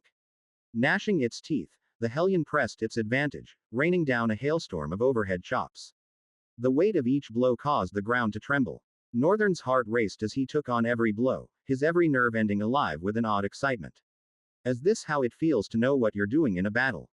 The deafening clang of steel against steel reverberated through the air as his blade and dagger collided with the creature's massive axe. He danced back, lithe feet carrying him out of reach of the sweeping arc, only to dart in again with blinding speed. Blow after blow rained down in a flurry of silver flashes, the dagger in his left hand joining the deadly fray. The monster bellowed, its axe swept out in a horizontal arc, but Northern was already moving. He dropped into a crouch, the blade whistling over his head as he pivoted and lashed out with the dagger. The monster belatedly beholding the coming dagger through its hands, partying the steel away, but was sent reeling back a few steps. It stopped, intensely glaring at Northern. "What? Are you unhappy with the fight because you are losing?" Northern retorted, swirling his dagger with a smug smirk plastered to his face. The monster stared silent for a few seconds, rigid cords of veins forming on its forehead, its mouth forming a downturned grin. Northern parted his legs, raising the long sword in one hand, the dagger in his left, a little low to dive in as support in needed times. With a thunderous roar, the hideous monster lunged forward, its movements now infused with an even greater ferocity and strength. The ground shook beneath its weight as it closed the distance between them in a matter of seconds. Northern's eyes narrowed, his smirk fading as he braced himself for the oncoming assault. He shifted his stance, planting his feet firmly on the ground, ready to meet the monster head-on. The air crackled with anticipation as the clash between them became imminent. As the monster swung its massive axe, Northern reacted with lightning-fast reflexes. He parried the blow with his silvery long sword, the clash of metal ringing out in the surrounding silence. Ick! He gritted his teeth with widened eyes as the force of the impact sent shockwaves through his arms. He was almost about to fall from it, but he held his ground, supporting his entire body with a quick placement of his leg. That had to come from his clone dealing with the terrifyingly strikes of the onerous lizard. Northern had instructed it to use its legs as support to withstand for a little more time till Night Terror joined. I don't know if I'm to be happy or terrified seeing myself play out these things. His increased in skill was so fast that it came off as unreal to Northern, somehow he felt like a cheat. Northern quickly focused his gaze on the foe before him. The monster, undeterred by the unsuccessful strike, unleashed a flurry of attacks, each one more powerful than the last. Northern's dagger became a blur as he deflected the onslaught, his movements precise and calculated. However, the monster's increased strength began to take its toll. Northern's arms strained under the relentless blows, and he could feel his energy waning. Gritting his teeth, Northern grimaced. With a sudden burst of speed, he darted to the side, narrowly avoiding a devastating strike from the monster's axe. Seizing the opportunity, he lunged forward, his long sword and dagger poised to strike. But the monster was one step ahead. It anticipated Northern's move and swiped its massive hand, knocking the weapons out of his grasp. The long sword and dagger clattered to the ground, leaving Northern momentarily defenseless. The monster seized the opportunity and launched a brutal counterattack with a slight grin on its hideous face. Its fists pounded against Northern's body, sending a shockwave of pain through his entire being. He flew through the air and landed in a roll, spitting blood as he tried to get up. At nobleman at. He supported his body with his hand and knees for a couple of seconds, coughing. This bastard, that last strike, he didn't hesitate. In fact, he looked like he was smiling. Northern grabbed the sand and spat on last time before looking at the hideous monster that was staring grimly at him. I guess I still have a long way to go, huh? Just you wait. I'll be the one to end you. The monster strolled towards him and stretched its clawed hand. Northern looked at the hand, disgusted, but he currently had no choice. He had to embrace these monsters, at least for now. It wasn't like he was expecting Thar he would defeat this death guardian of his. All he intended to do was test how good he is, and he had come to see it. He was good enough to hold his own against an Hellion rank monster. Killing one might be suicidal, but now he knows he can survive should he encounter one. As compared to his first encounter with Night Terror, Northern gritted, eyes shimmering with dark flames of ecstasy. Crap. Thinking about being able to kill Night Terror one day is bringing joy to my bones. I just want to go to war already. Chapter 52. A little discovery. Northern's desire for battle went unfulfilled. It was frustrating to him that just when he needed it the most, the battles ceased. Night after night, he would gaze at his profile, unchanged and devoid of any new information. The formless attribute he had acquired seemed nothing more than a mere decoration. No matter how hard he tried, he couldn't uncover any additional details about it. To pass the time, Northern would take leisurely strolls around the area. Judging by the respect the monsters showed him, he could surmise two things. Either they feared him because of his battle alongside Night Terror, or he had achieved a higher rank after returning from war. However, Northern was certain it was the latter. There was an overwhelming aura of fear surrounding Night Terror. Anyone who came into contact with the terror would feel it. But when Northern thought about the lord of the castle and how Night Terror bowed before it, he couldn't help but be filled with awe.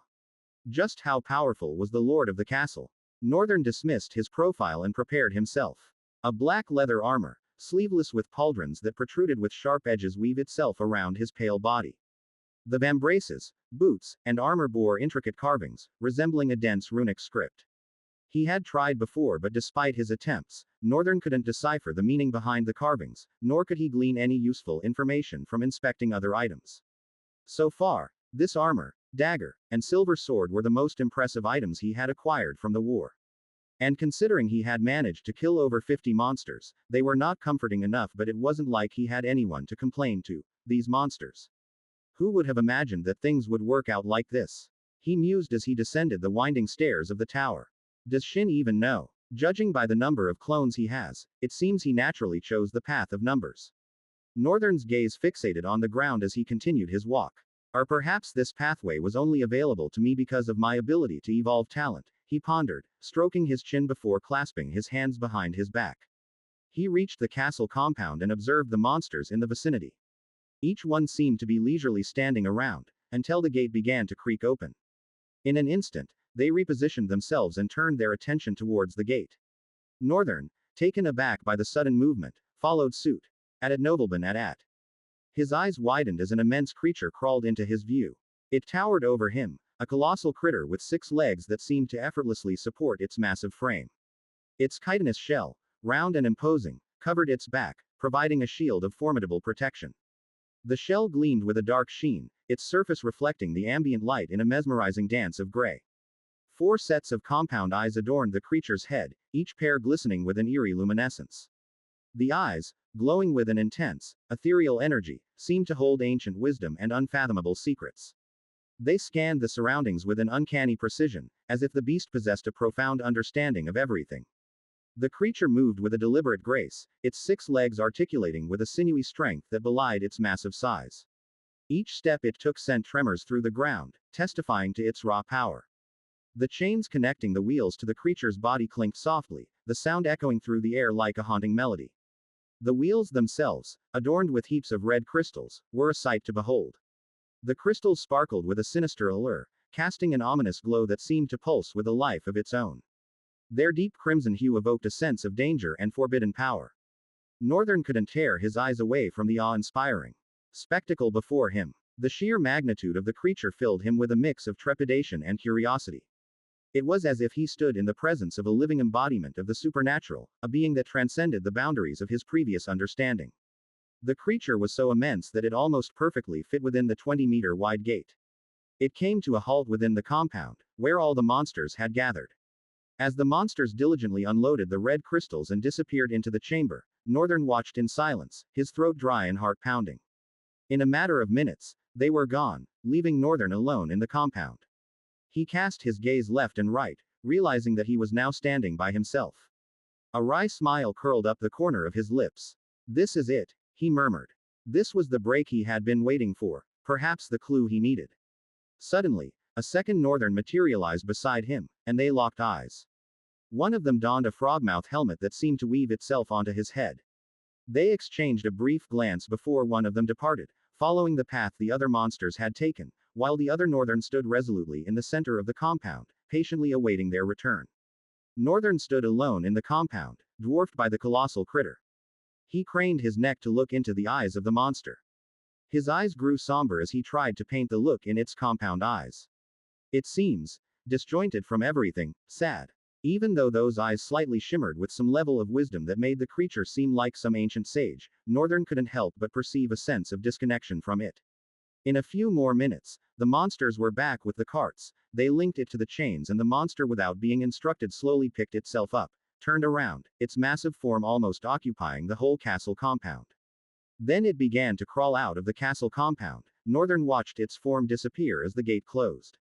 But his heart palpitated. "I wonder how many talent points killing that thing will fetch me." Suddenly his eyes widened, as his clone returned.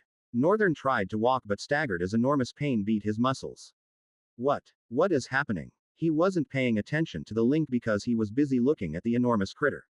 His clone had engaged combat with a creature at the depth. Northern rested on his knee and tried to part the information in his head. Suddenly, his pupils thinned in and began to quiver at what he found out. Night terror, S. Just at that moment, a wild horn sounded, filling the air with vibrations. Chapter 53 Battle of the Dark Forest Part 1. Northern was not sure what the meaning of what he saw. But he was sure what his clone's eyes feasted on. The crystals were being poured into some kind of cocoon, and in those cocoon were monsters that bore a striking resemblance to the general he knew all too well. It was more than bearing a striking resemblance. It was as if they were all the same. Before the clone could get out of the way, a guard attacked him. He survived a few strikes, but even with his level of skill was not able to land a blow. But Northern was excused it, since he was focused on another thing. He paid no attention to the link. The clone could not equip a weapon without him commanding it. So the clone had indeed engaged another Hellion rank with its bare hands. Northern marched wordlessly. The war he had been itching to have was finally here. But he wasn't feeling so elated about it. Night terrors. More than one night terror. He was having so much trouble with one already, and then hundreds of them, who knows, maybe thousands. It was dark underground. The little he could see was permitted by the crimson glow of the red crystal. But if the red crystals were being used as some sort of material. Northern squinted his eyes. Oh man.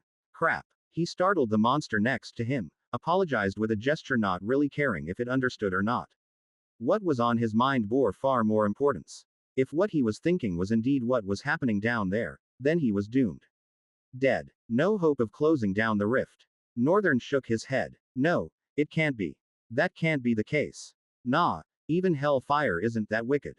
He dismissed the idea and focused on the war in front of them, as they all marched forward. He looked around. Since the last war, he had not set his eyes on Night Terror. Even now, the terrific Hellion was not following them. Its absence made Northern's worried. What caught his eyes made him dread with even more worry. He almost stopped his tracks, but the monsters indifferently walked forward. Stretched before them was a narrow mountain pass, a treacherous path winding its way through the rugged terrain. Towering cliffs loomed on either side, creating a sense of isolation and danger. The air was still and dark, darker than usual. A winding road cut through the pass, its worn surface bearing the marks of countless battles that had transpired in this unforgiving landscape. As the monsters made their way along the road, their presence added a foreboding touch to the scene. Some walked with determination, their claws kicking up clouds of dust with each step. Others lifelessly, as if dreading the horror that was about to befall them again. Many indifferently, unbothered by what the future held for them. With a paled face, Northern wondered. What the hell is wrong with these bastards? What the crap are these terrain? No one seemed to care except him, and that was very scary, and lonely. Northern had no choice but to silently follow. Still he couldn't help but wonder. How large were rifts for it to hold such wide and endless expanse of land? At Nobleman at. After a few hours of walking, the mountain path was behind them, disappearing into the distance. Tall trees now lined the path, their branches reaching out as if to enclose the march forward. It was as if the path had led them to a place untouched by the passage of time, where nature reigned supreme. The tall trees stood like ancient sentinels, their branches intertwining overhead to form a canopy that filtered the illumination of the gray sky into scattered rays. Shadows danced upon the road, casting an enigmatic cloak over the surroundings. The silence was broken only by the gentle rustling of leaves and the distant murmur of a hidden stream. Suddenly, they came to a stop. Northern breathed. It's starting. His heart pounded with anticipation as he gripped the hilt of his sword and got ready. He was expecting the same sequence of things to play out. Maybe Night Terror would arrive in time to declare the match open. He waited, knowing fully well that the enemy was labeled afar in front of them. Suddenly the ground began to shake, Northern's hearts quaking with it. It was dark, so it was a bit difficult to see. A loud primal roar suddenly shrouded the entire dark forest, instilling fear in the heart of its foes. Northern could see Wave's fear as it contorted the faces of his allies. The most bothersome thing was, all of them kept looking at him. Including his guardian angel. Northern turned his head left and right. It was the same thing with them all. He frowned. No. No way. It can't be. With Night Terror's absence, there was only one person here that was worthy of leading them into battle. Northern didn't think of it because he was sure Night Terror was definitely going to come. Or he was just preoccupied so much. What he saw at the underground had thrown him off his rhythm so much that it was hard to focus on anything. Still, the eyes that stayed glued to him beckoned on him for something. Even if he didn't want to do anything, he had to. Being in a position that he was looked up to, Northern was compelled. Even though they were monsters, it didn't change the fact that he had a responsibility. Is this because I fought alongside their general, or did I really rank up? Northern, gripping his sword, slowly marched to the front, then to the center of the battle. He looked back for a second. No meat shields today. That was reasonable, since the path to this war front was unlike any other, in its distance and passage. He turned his gaze to the front, fixating it on the figures he could see shrouding themselves in the shadow of the forest. Crap. This battle is going to be a tough one. He muttered. Northern stood silently for a few moments. So I guess I just have to shout. He cleared his throat and with a deep breath let out a hoarse scream that pierced through the forest. It was weak compared to their enemies, but it was enough to raise the mighty roars of his allies. The Battle of the Dark Forest began. Chapter 54, Battle of the Dark Forest, Part 2. With ferocious roars, the monsters emerged from the shadows, their forms looming large and terrifying. Towering creatures with bodies of pure muscle and horns that curled like the flames of a raging fire.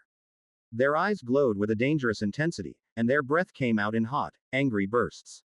They were a sight to behold, fearsome and awe-inspiring. He could sense the malevolence emanating from them, a palpable aura that sent shivers down his spine. The monsters that emerged before him were unlike anything he had ever faced in this realm, larger and more menacing. As the battle began in earnest, Northern found himself face to face with the leader of these formidable creatures. Its fur was a dark, matted black, and its horns gleamed with a deadly sharpness. The dark creature charged at him with a thunderous fury, its hooves pounding the ground, creating tremors that reverberated through Northern's bones. With a surge of adrenaline, Northern met it head-on. His onyx blade clashed against the creature's massive horn, sending sparks flying into the air. The force of the impact nearly knocked him off his feet, but he stood his ground. Their weapons locked in a deadly dance, Northern and the creature circled each other, their movements fluid and precise. He ducked under a wild swing of the creature's battle axe, slashing at its flank with all his might. The tenebrous blade bit deep into the creature's flesh, drawing a gushing wound. It bellowed in pain and fury, its red eyes burning with a newfound intensity. Then it shot forward with a relentless assault, hooves pounding the ground with a thunderous rhythm. Northern fought back with every ounce of strength he possessed, parrying blow after blow, his sword a blur of steel in the fading light. Time seemed to blur as the battle raged on. Northern fought not only the leader but also other monstrous creatures that joined the fray. However, his death guardian and pet were there supporting him while he fought head-on with the monster general. Each clash of swords, each swing and parry, brought him closer to the edge of exhaustion. But he held on, battling every strain with an even more ferocious attempt to cut the monster's flesh. While wondering in an odd ecstasy, this was how it felt to be in Night Terror's position. The battle seemed interminable, a never-ending cycle of bloodshed and violence. Bodies littered the ground, both friend and foe. Northern's muscles burned, and his breath came in ragged gasps, but still, he pressed on, his determination unyielding. The forest seemed to come alive as the clash of metal reverberated through the air. Steels clashed, claws swiped, and the cries of triumph and pain mingled in a chaotic symphony. Northern himself engaged in a dance of death, his sword swinging with a rookie's desperation but also a glimmer of determination. Their opponents this time were relentless, their attacks fierce and unyielding. Northern parried blow after blow, both of the general and of intruders, his black sword deflecting the onslaught with inherent precision. At nobleman at. Randomly, he would strike fiercely at the mobs that came in between him and the general. But for every enemy he struck down, two more seemed to take their place. The battle was a never-ending tide of violence, each swing of the mortal blade meeting an opposing force that threatened to overwhelm him. In the midst of the chaos, Northern caught glimpses of his allies, their monstrous forms locked in combat. They fought with a primal ferocity, their roars echoing through the forest like thunder. Yet, despite their strength, the enemy seemed to multiply, their numbers seemingly endless. Time blurred as the battle wore on, the minutes stretching into hours. Northern's body ached, his movements growing sluggish, but still, he fought on. His sword became an extension of himself, a tool of survival in this savage dance of life and death. While he and the general slaughtered each other's opponents, miles apart from each other, their eyes met again for a brief moment, and in that instant, Northern felt a surge of adrenaline. Driven by an unspoken challenge, Northern pressed forward, his sword slicing through the air with tired vigor. He focused all his energy, all his skill, on the task at hand. Each swing of the onyx blade testified to his growth, his evolution from a rookie walker to a reliable warrior, a puissant sentinel. The battle waged on, its intensity unabated.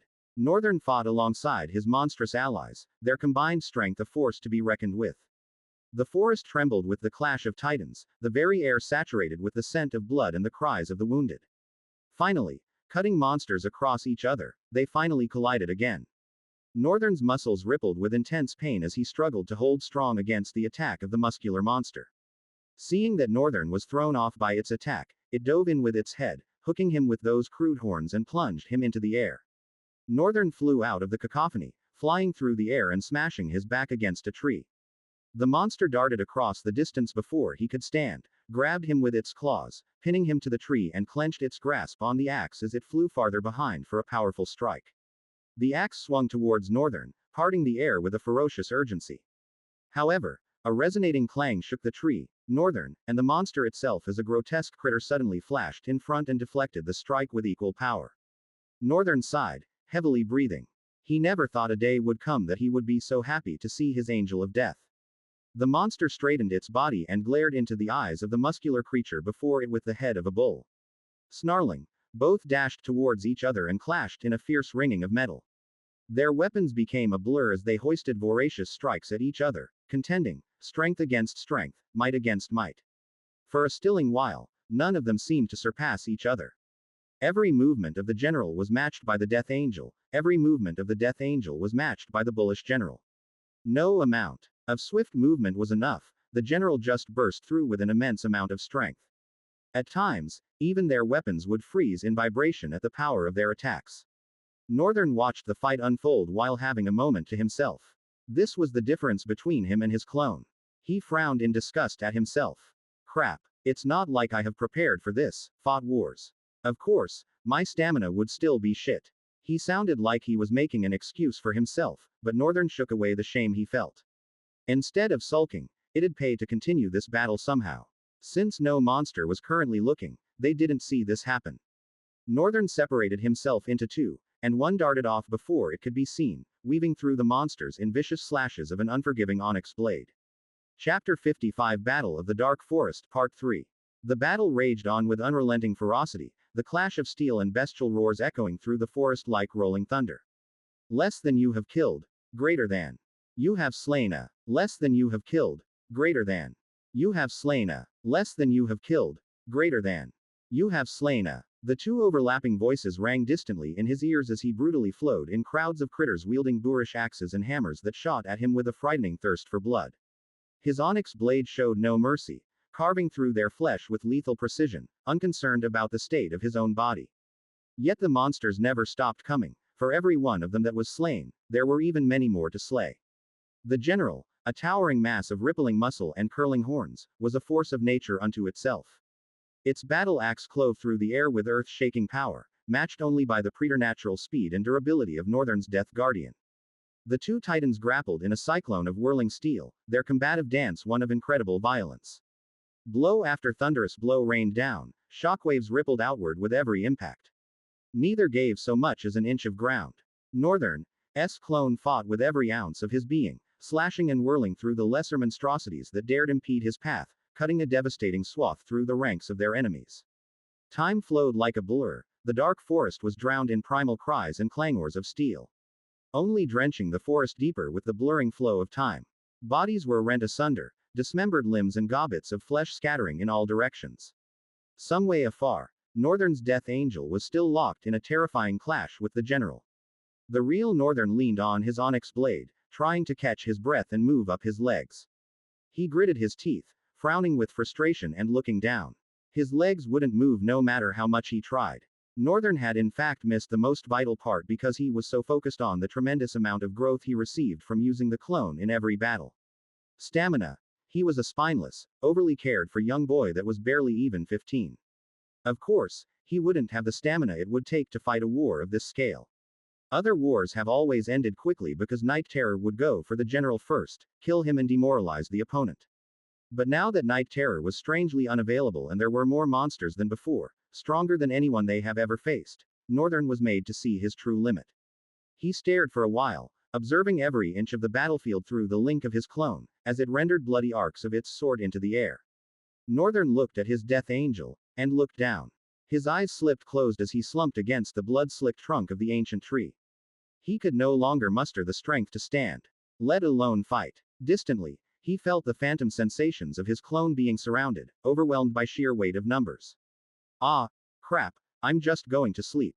Northern's eyes slipped shut as weariness finally overwhelmed him, the onyx blade slipping from his slackened grip as slumbering claimed him. A crumpled heap amidst the whirlwind of violence swirling all around. Yet even as he gave into the temptation of sleep, a better version of himself raged on. The clone's onyx blade was a blur of motion, cutting through scale and sinew with lethality. Each arc of its blade felled another foe in a blossoming spray of ichor. But the relentless tide never ebbed, a never-ending surge of fangs, claws and gnashing jaws hungrily closing in. The clone fought with every fiber of its being, yet still it was gradually overwhelmed by the sheer, crushing weight of numbers.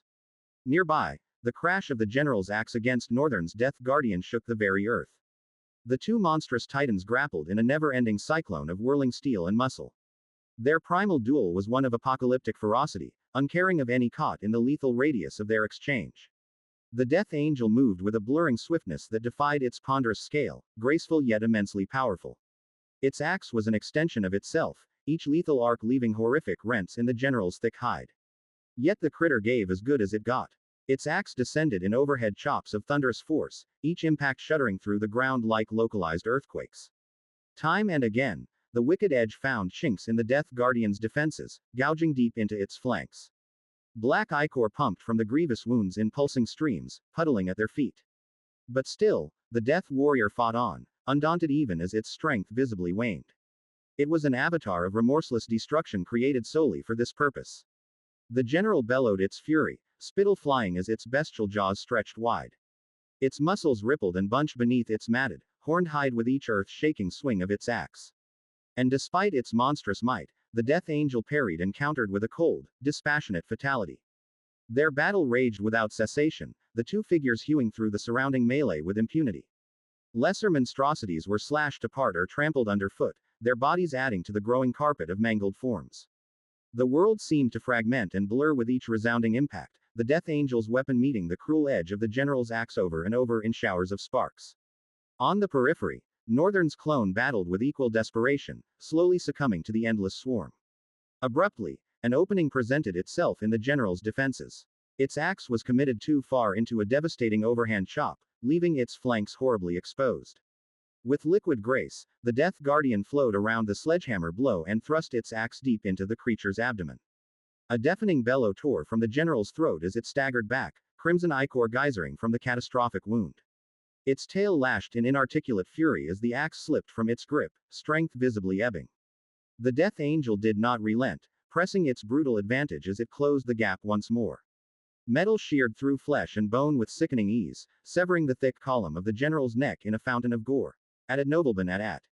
The beast's head tumbled free, bouncing twice before coming to rest amidst the charnel ruin of the battlefield. The Death Guardian stood implacable. Its burning gaze swept the surrounding massacre as the weight of the general's death slowly registered throughout the horde. A wave of terror and confusion rippled through their ranks as they took in the gruesome sight of their fallen leader. Bestial roars turned to shrill cries of dismay and quickly, the horde broke. Monstrosities fled in droves, shoving and trampling their own in a mad scramble to escape the Death Angel's reach. Within moments, the forest had fallen eerily silent once more, broken only by the susurrus of the wind through the shadowed boughs. Only then did the Death Guardian turn its baleful regard towards Northern, still battling the remaining stragglers. As if in slow motion, its obsidian form began crumpling inward, buckling under the sheer trauma of its wounds. Its sword slipped from its grasp to clatter against the loamy soil as the Death Angel folded in on itself with a groan of protesting metal. Slowly, it crumpled to its knee. Chapter 56 Fate is Wicked. Even on monsters too. Suddenly, Northern's eyes opened, jerking his whole body forward. Crap. I slept. Who sleeps on a battlefield? Northern covered his face in the shame of his palm and stood up with shaky legs. He leaned on mortal blade for a few seconds and straightened his back. The visage of the battlefield was not any less cruel than it had been a few minutes, maybe hours ago before he slept. More bodies, and stench of blood filled both the land and the air. Every nook and cranny of the forest was drenched in a wicked slaughter of both sides of the monsters. It was sickening to take. His stomach churned and almost made him vomit, but North swallowed the disgust and tried to look for the general of his enemy. Then his eyes came to rest on an unpleasant scene. Northern frowned, blue pupils shivering at what they saw. Northern leaned forward, his face paled. He hurried forward, scrambling for the ground with each shaking movement of his legs, even almost falling. With effort, he managed to end up falling before the kneeling hideous monster. North looked at it, a tight contradicting frown contorting his facial features. No, no, no, no. Looking behind the fallen Hellion was a lifeless body of the horned muscular creature that had collided with him at the beginning of the battle. Indeed, his Death Angel had managed to defeat the enemy's general, but at the cost of its own life. It was not yet dead though. It was just weak. But with the gushing blood that spilled from several gashes on its body, it wouldn't last any more than a few tens breath. And Northern could tell. His hand hesitantly moved, hovered above the monster's shoulder. Northern bit his lips and lowered his hand to touch it. He lowered his head. Never did he think that a dying monster would hit him so much. It wasn't to the degree that he should cry, but it still hurt. He didn't know why, but his chest felt stuffy. And fear crawled over his skin, like millions of ants, drowning him. He struggled to breath for a few seconds and coughed out. At nobleman at. His entire surrounding was bathed in blood-soaking battles. Their opponent this time were strong. It took more than the effort of one soldier to kill one of them. No one had spare time to look at the falling visage of their comrade. Northern held on the shoulder of the monster tightly, its skin felt a bit too rough and hairless. But he didn't care about how it felt to touch a monster right now. He found himself adrift in the labyrinth of his own thoughts, a maze of uncertainty and introspection that seemed to stretch endlessly before him. The weight of his contemplations bore down heavily upon his shoulders, threatening to drown him in a sea of existential dread. Was this the path he was destined to tread as well? A life consumed by ceaseless conflict, where the only respite awaited in the cold embrace of death. It was a grim prospect, one that gnawed at the fringes of his consciousness like a relentless predator stalking its prey. The never-ending cycle of violence, the relentless march towards oblivion, what purpose did it all serve? Were the monstrous adversaries he faced and allied with mere robots, programmed for destruction without a shred of empathy or remorse? They were monsters, yes, but were they also slaves to their own instincts, devoid of the capacity for introspection? He pondered these questions, grappling with the unsettling realization that he, too, was teetering on the brink of moral ambiguity. He had always prided himself on his individuality, on his ability to question the status quo. And yet, he could feel the insidious tendrils of conformity creeping into his psyche, threatening to extinguish the flickering flame of what should be his purpose. The prospect of battle, once a source of apprehension and trepidation, now stirred something primal within him, a perverse exhilaration at the thought of engaging in mortal combat. What did it matter what cause he fought for? In the end, the truth remained unchanged. He was being inexorably drawn into the vortex of mindless violence, his humanity slipping away with each passing day. But even as he grappled with this grim reality, he could not deny the allure of victory, the intoxicating rush of adrenaline that accompanied the clash of steel and sinew. It was a seductive siren song, luring him ever closer to the precipice of oblivion. At the very least, he thought he would get stronger, strong enough to be able to close the rift. But reality now intruded upon his reverie, shattering his illusions with cruel efficiency. Even a Tier 1 rift needed more than 4 walkers to be closed down. And here he was alone in what could be a Tier 4 rift. It was impossible, he realized with a sinking heart. There was no escape from this hellish nightmare, no reprieve from the relentless onslaught of the unknown. Northern closed his eyes tightly as this truth sank deep into his soul. What do I do? What do I do? What do I do? What do I do? He yelled. The fallen hellion in front of him parted its mouth and tried to raise its head but could not. Northern's eyes widened, something struck him belatedly. Wait. If I kill him, I will have the last kill and I can gain talent's right. He felt disgusted at himself for thinking in such way. Crap. It's just a monster. Northern, get a grip. He opened his hand, summoning the steel dagger. After a couple of seconds, the dagger was completely manifested in his hold. He raised his whole body, moved closer to his death angel and hugged it bitterly. Saying, with a deep frown, I'm sorry friend. You fought well. He slipped the dagger into its belly, making sure no monster would have caught a glimpse of it. Less than you have killed a hazard hellion. Weldermorn greater than. Less than you have gained an item greater than. You have slain a hazard hellion, Weldermorn. You have received +4 talent fragments. For the first time, a kill did not feel so good. Chapter 57 When Madness Consumes. Northern stood up, vigor draining out of his body as he did. He tried to walk but faltered his steps. In that moment, a wounded monster let loose, wilding towards his direction. With a cold indifferent gaze, Northern turned, avoided its obvious attack and cleanly swept off its before completely turning. The voice of both Ul and the system sounded so distant, the clangor and cries that bathed the battlefield sounded too muggy. Everything was far away, sort of numb. He closed his eyes and dismissed his clone. Of course, regardless of how he felt, he still had to deal with the pain. But Northern this time could not find the strength to groan as a crude fatigue invaded every tendon of his. He dropped to his knees, the mortal blade slipping out of his hands. Somehow, the war went on without him, drowning in the slaughters of vicious creatures. Both sides unrelentlessly carving out flesh, gore spilling in a boorish ethereal artistry. The so peaceful forest was now in a plateau of lifeless body, heaped upon each other with no space in between. A sickening sight to behold. In the center of it Northern rested on his sword, slowly breathing, every breath absorbing the cruel facet that outlaid around him. Tarnishing his soul, tempting to drive him to utter madness, to becoming a corrupt slaughterer. Slowly, he was losing himself. Regardless of how he felt, despite the emptiness within, he still has to fight. He has to cut through the ranks of monsters. He has to fight harder, faster and stronger than every other monster. Better than any other general. At nobleman at. Northern swung an arc upward, tearing a frightening gash on the monster's torso.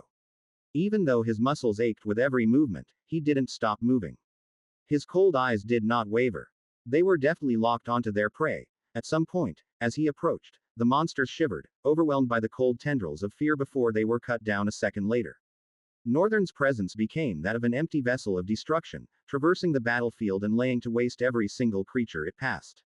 Maybe if I fight better than others, I would at least be able to keep more people from dying. Northern moved through the chaos with an almost subconscious determination. His body moved on its own, fueled by a deep-rooted desire to protect and save as many lives as possible. The pain that seared through his muscles and the fatigue that weighed him down became distant sensations, overridden by his unwavering focus. His sword cleaved through the ranks of monsters, each swing precise and lethal. With each strike, he left behind a trail of dismembered limbs and severed heads.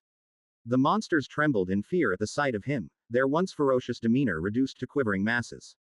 Even the generals of the Kingdom of Red Mines, who had held their ground valiantly until now, found themselves paralyzed with terror.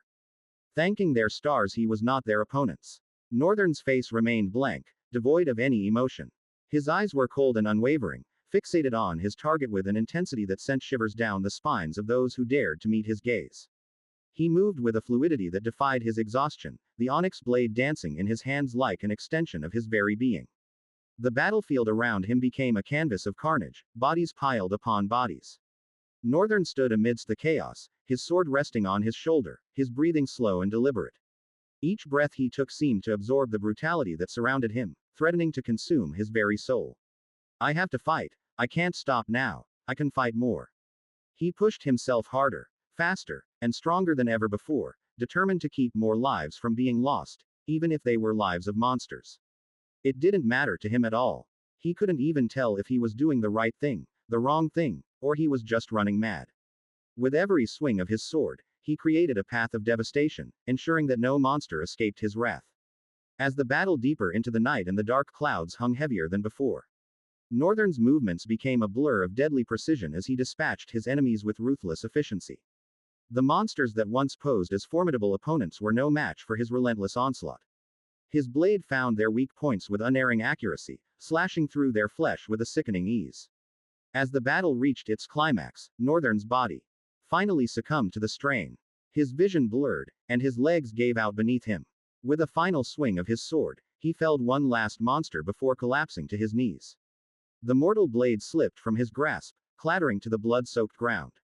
The sounds of the battlefield faded into the background as Northern's consciousness wavered. He had fought with every ounce of his being, he had protected them as much as he could. But even as his physical limit hindered him, Northern worried. Was it enough? Would he be able to save enough monsters from such cruel fate? In his foolish attempt to prove something wrong about this rift, he was instead falling deeper into its trap. The battle continued to rage on, but Northern was lost to it. His body lay motionless, a testament to the toll that the fight had taken on him. The battlefield was littered with the broken bodies of monsters, evidence of the devastation he had wrought.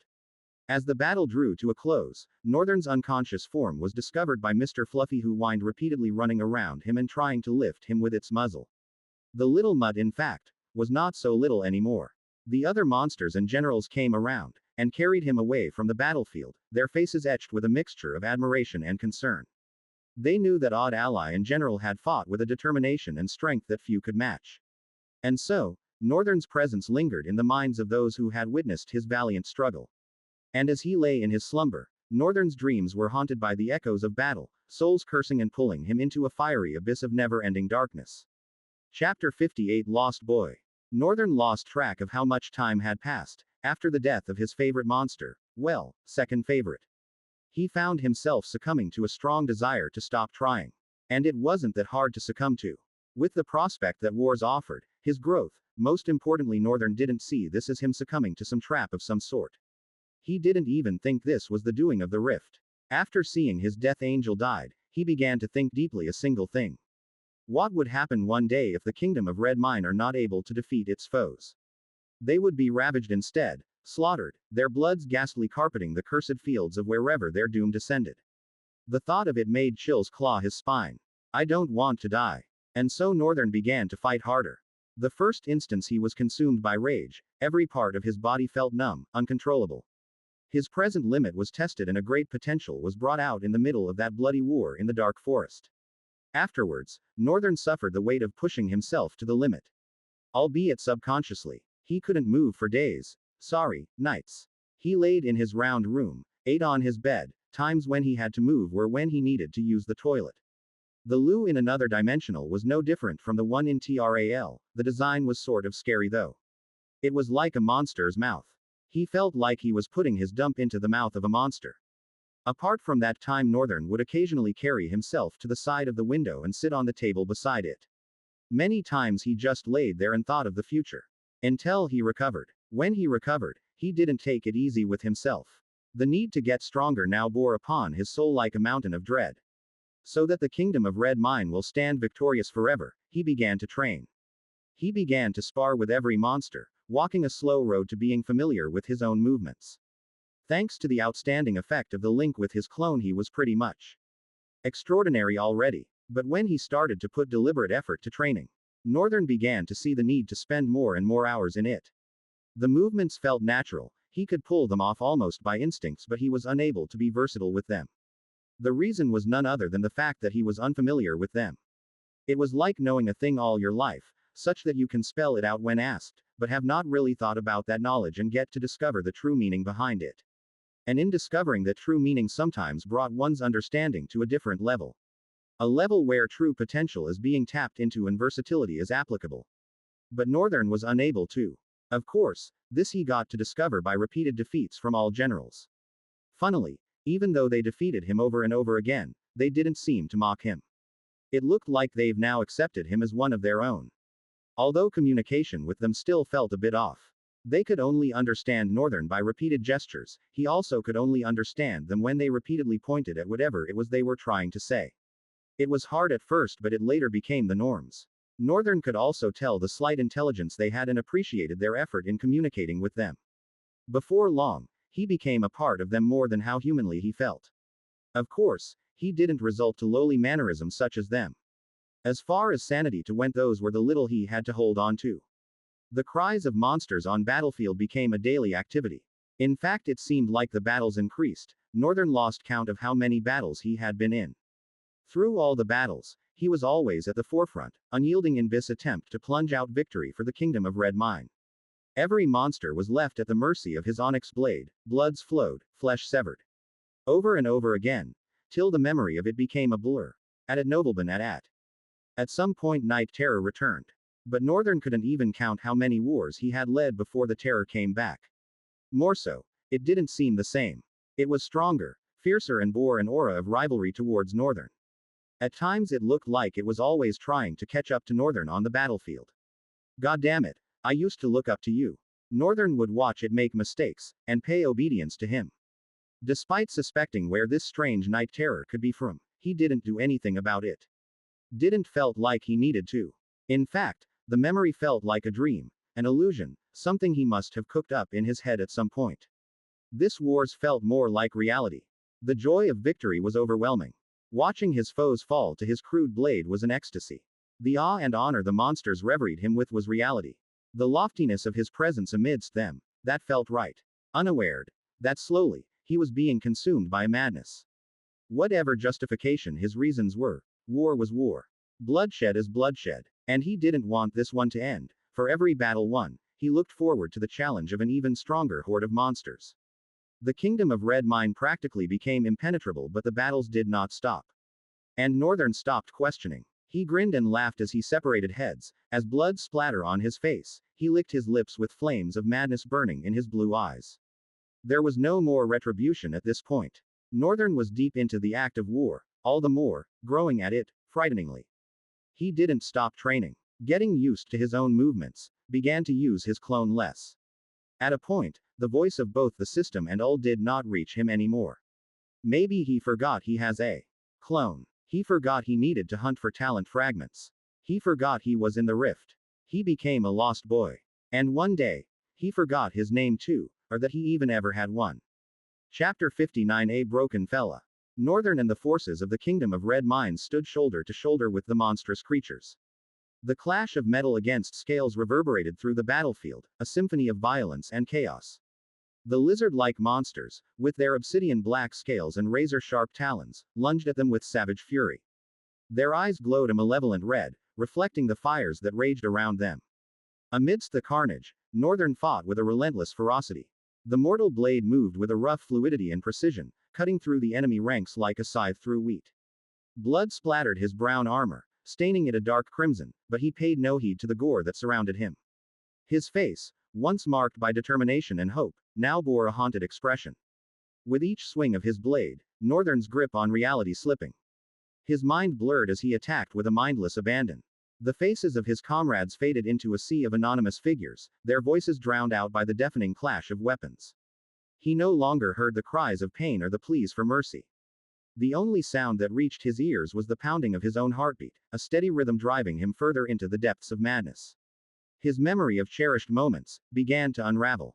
Fragments of his past slipped through his fingers like grains of sand. Faces he once held dear, his father, mother, became distorted, unrecognizable. The names that were once etched in his mind vanished, leaving only an empty void in their wake.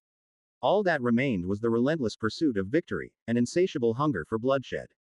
As the battle raged on, Northern found himself at the forefront of the chaos, leading the monstrous creatures from the kingdom of red mines.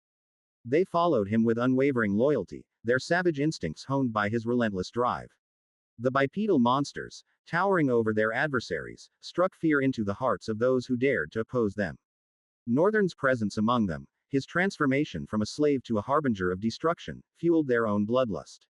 One time, he was human, adopted to a family of two drifters, smart and full of prospect, now consumed by the madness of war.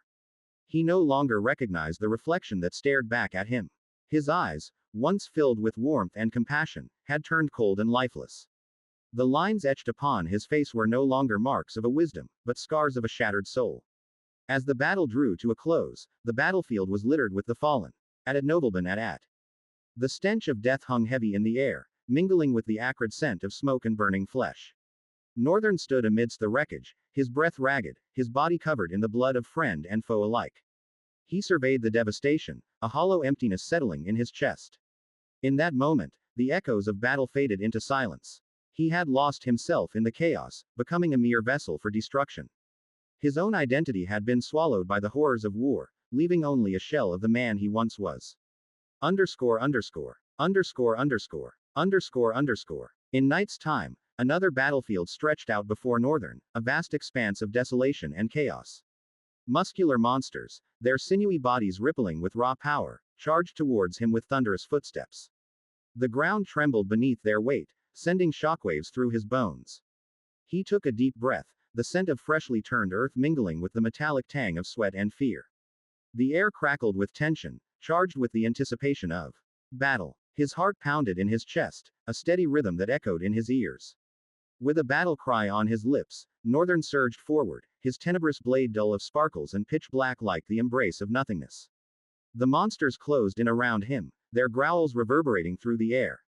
His movements became a blur of steel and fury, his body a symphony of grace and strength. The clash of weapons filled the air, a cacophony of ringing steel and grunts of exertion. Northern's muscles strained and ached as he parried blow after blow, his body becoming a testament to the recent nights of training. Sweat trickled down his brow, stinging his eyes, but he refused to yield. The landscape shifted around him, a kaleidoscope of gray and black. The ground beneath his feet was uneven, scattered with rocks and patches of trampled grass. He could feel the cool breeze against his skin, carrying with it the whispers of fallen leaves and the distant cries of falling monsters. The taste of blood filled his mouth as he struck down one monster after another. His movements became fluid, a dance of death and survival. Time seemed to slow, each second stretching into an eternity as he fought his way through the horde. The monsters roared in anger and pain, their voices a symphony of primal fury. Their sweat mingled with his own, creating a heady musk that hung in the air. The ground quaked beneath their feet, a testament to the sheer power of their clash. He pressed forward, his body a conduit for his relentless will to protect monsters. The sounds of battle faded into a deafening silence, the only noise the ragged gasps for air that tore from Northern's bloodied lips. His chest heaved as he glanced around at the mangled bodies and shredded limbs that littered the battlefield, the aftermath of his brutal onslaught. A hollow numbness crept through his veins as he surveyed the carnage. The faces of the slain blurred together into an indistinguishable mass, their hideous expressions frozen in perpetual anguish. As Northern's grip on his obsidian blade loosened, the weight of it threatened to drag him down into the churned earth. A veil of disorientation descended, the world around him tilting violently. He blinked, his eyes struggling to focus on the sea of lifeless forms strewn before him. Were they his slain brothers in arms, or the fell beasts he had sworn to destroy? The lines had long since blurred, his actions governed not by code or allegiance, but by pure, primal instinct. A choked sound, somewhere between a bitter laugh and a mournful keen, escaped his cracked lips. In that moment, he felt utterly detached, a phantom haunting a realm where he no longer belonged. The concept of purpose had become as ambiguous as the path forward. Northern was simply an instrument of destruction without a firm hand to guide him, a relic from a fading age. As the darkness crept across his vision, his tenuous grasp on reality slipped further. He stared down at his ashen hands, streams of crimson disappearing into the creases of his calloused palms. Whose blood stained his skin? He could no longer differentiate the violent acts, could no longer anchor himself amid the nightmares that consumed him. With a guttural roar, Northern cast his onyx blade aside, the sound of it clattering against the packed earth resonating through his fractured mind. His eyes, once filled with conviction, now burned with the embers of madness, a searing, endless oblivion mirrored in their obsidian depths. As spasms of rage and anguish racked his body, Northern threw his head back and released a scream that rent the veil of silence.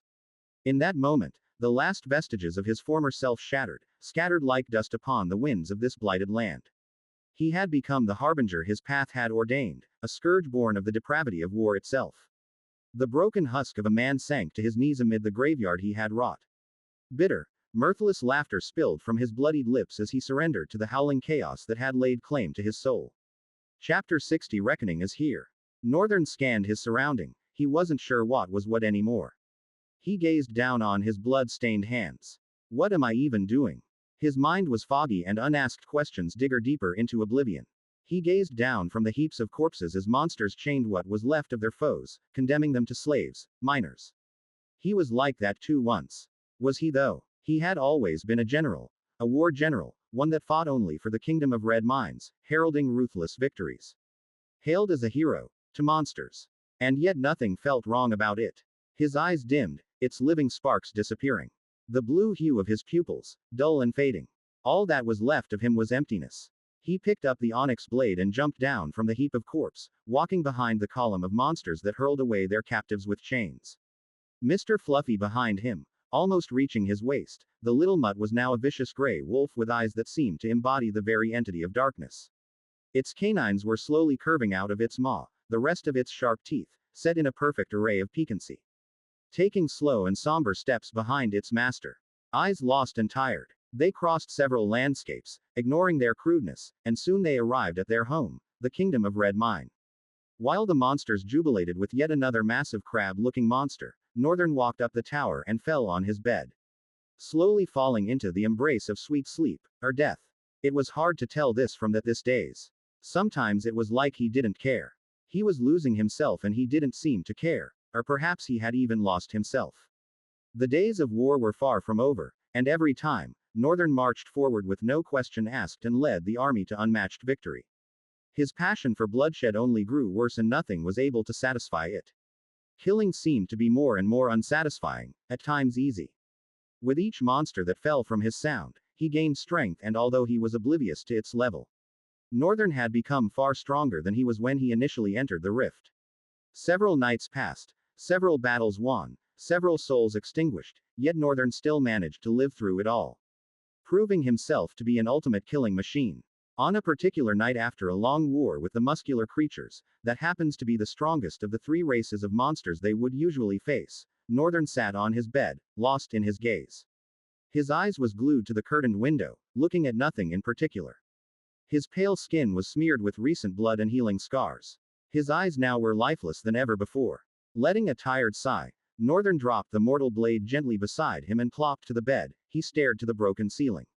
Stared for a long time. He couldn't tell what he was looking at, but there was a torn portrait there, of a blonde lady, with sea blue eyes. A part of the face was ripped off, but he could tell from the little that was left, the sparkling jewelries that adorned her features, her radiant smile and glamorous dress, she was undoubtedly a princess, or a queen. But what's a princess? What is a queen? Thinking was really hard for Northern. He had become a monster for most part. Even his mannerism, which was the little bit of sanity he could hold onto, looked like they'd soon be lost too.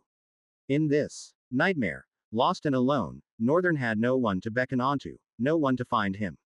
His eyes, heavy, began to close, soon he was asleep again. Shrouded in a cold darkness, he heard a distant voice call a strange name. North. North. No matter how much the voice called, the embrace of the darkness was too overwhelming to break free from. Unable to recognize his own name, or his mother's voice, Northern slept peacefully in the comfort offered to him by a serene and ruthless madness. Northern's eyes snapped open as searing pain lanced through his leg. He jolted upright, eyes widening at the sight of a polearm impaling his thigh. His gaze traveled up the shaft to the vicious creature gripping it, a familiar terror, yet unfamiliar at the same time. Four malevolent eyes burned with cold madness, set in a fur matted visage. Tightly coiled muscles rippled beneath, framing the intense, powerful form of a horror Northern knew all too well, albeit long forgotten. His brows furrowed, shadows veiling his expression. This was probably the most emotion he had shown in ages. With a callous glare, the vicious terror wrenched the polearm free, crimson spraying across Northern's bed. As it drove the spear down again, Northern rolled away, hitting the ground with a pained grunt. He pushed upright, favoring his left leg as agony lanced through the right. Northern's pale, sweat-beaded face hardened as he stared at the terror in tense silence. The cloying scent of his own blood mingled with the chill breeze fluttering the curtains, pervading the chamber with unpleasantness. His sword lay at the creature's feet, leaving him unarmed and too lost to summon a fresh weapon or to know that he should summon one. After all, the brutal spirit of war had driven him to utter madness, lost in the darkness of his own soul. At Nobleman at. The vicious terror closed the distance in a single, fluid step. It hurled the spear with frightening speed. Northern's eyes flew wide, but he managed to twist aside as it plunged into the wall behind him. He leapt over the bed, rolling to where the terror had stood moments before. Slowly, Northern bent and retrieved his sword, leveling the blade as his eyes burned with bloodlust. Both vicious creatures forged by the wicked flames of war glared coldly at each other. The terror wrenched out the spear from the wall and suddenly looked like it had an evil grin on its horrible face. Northern's brow twitched and his eyes rolled to the entrance as another of the same creature stomped into his room.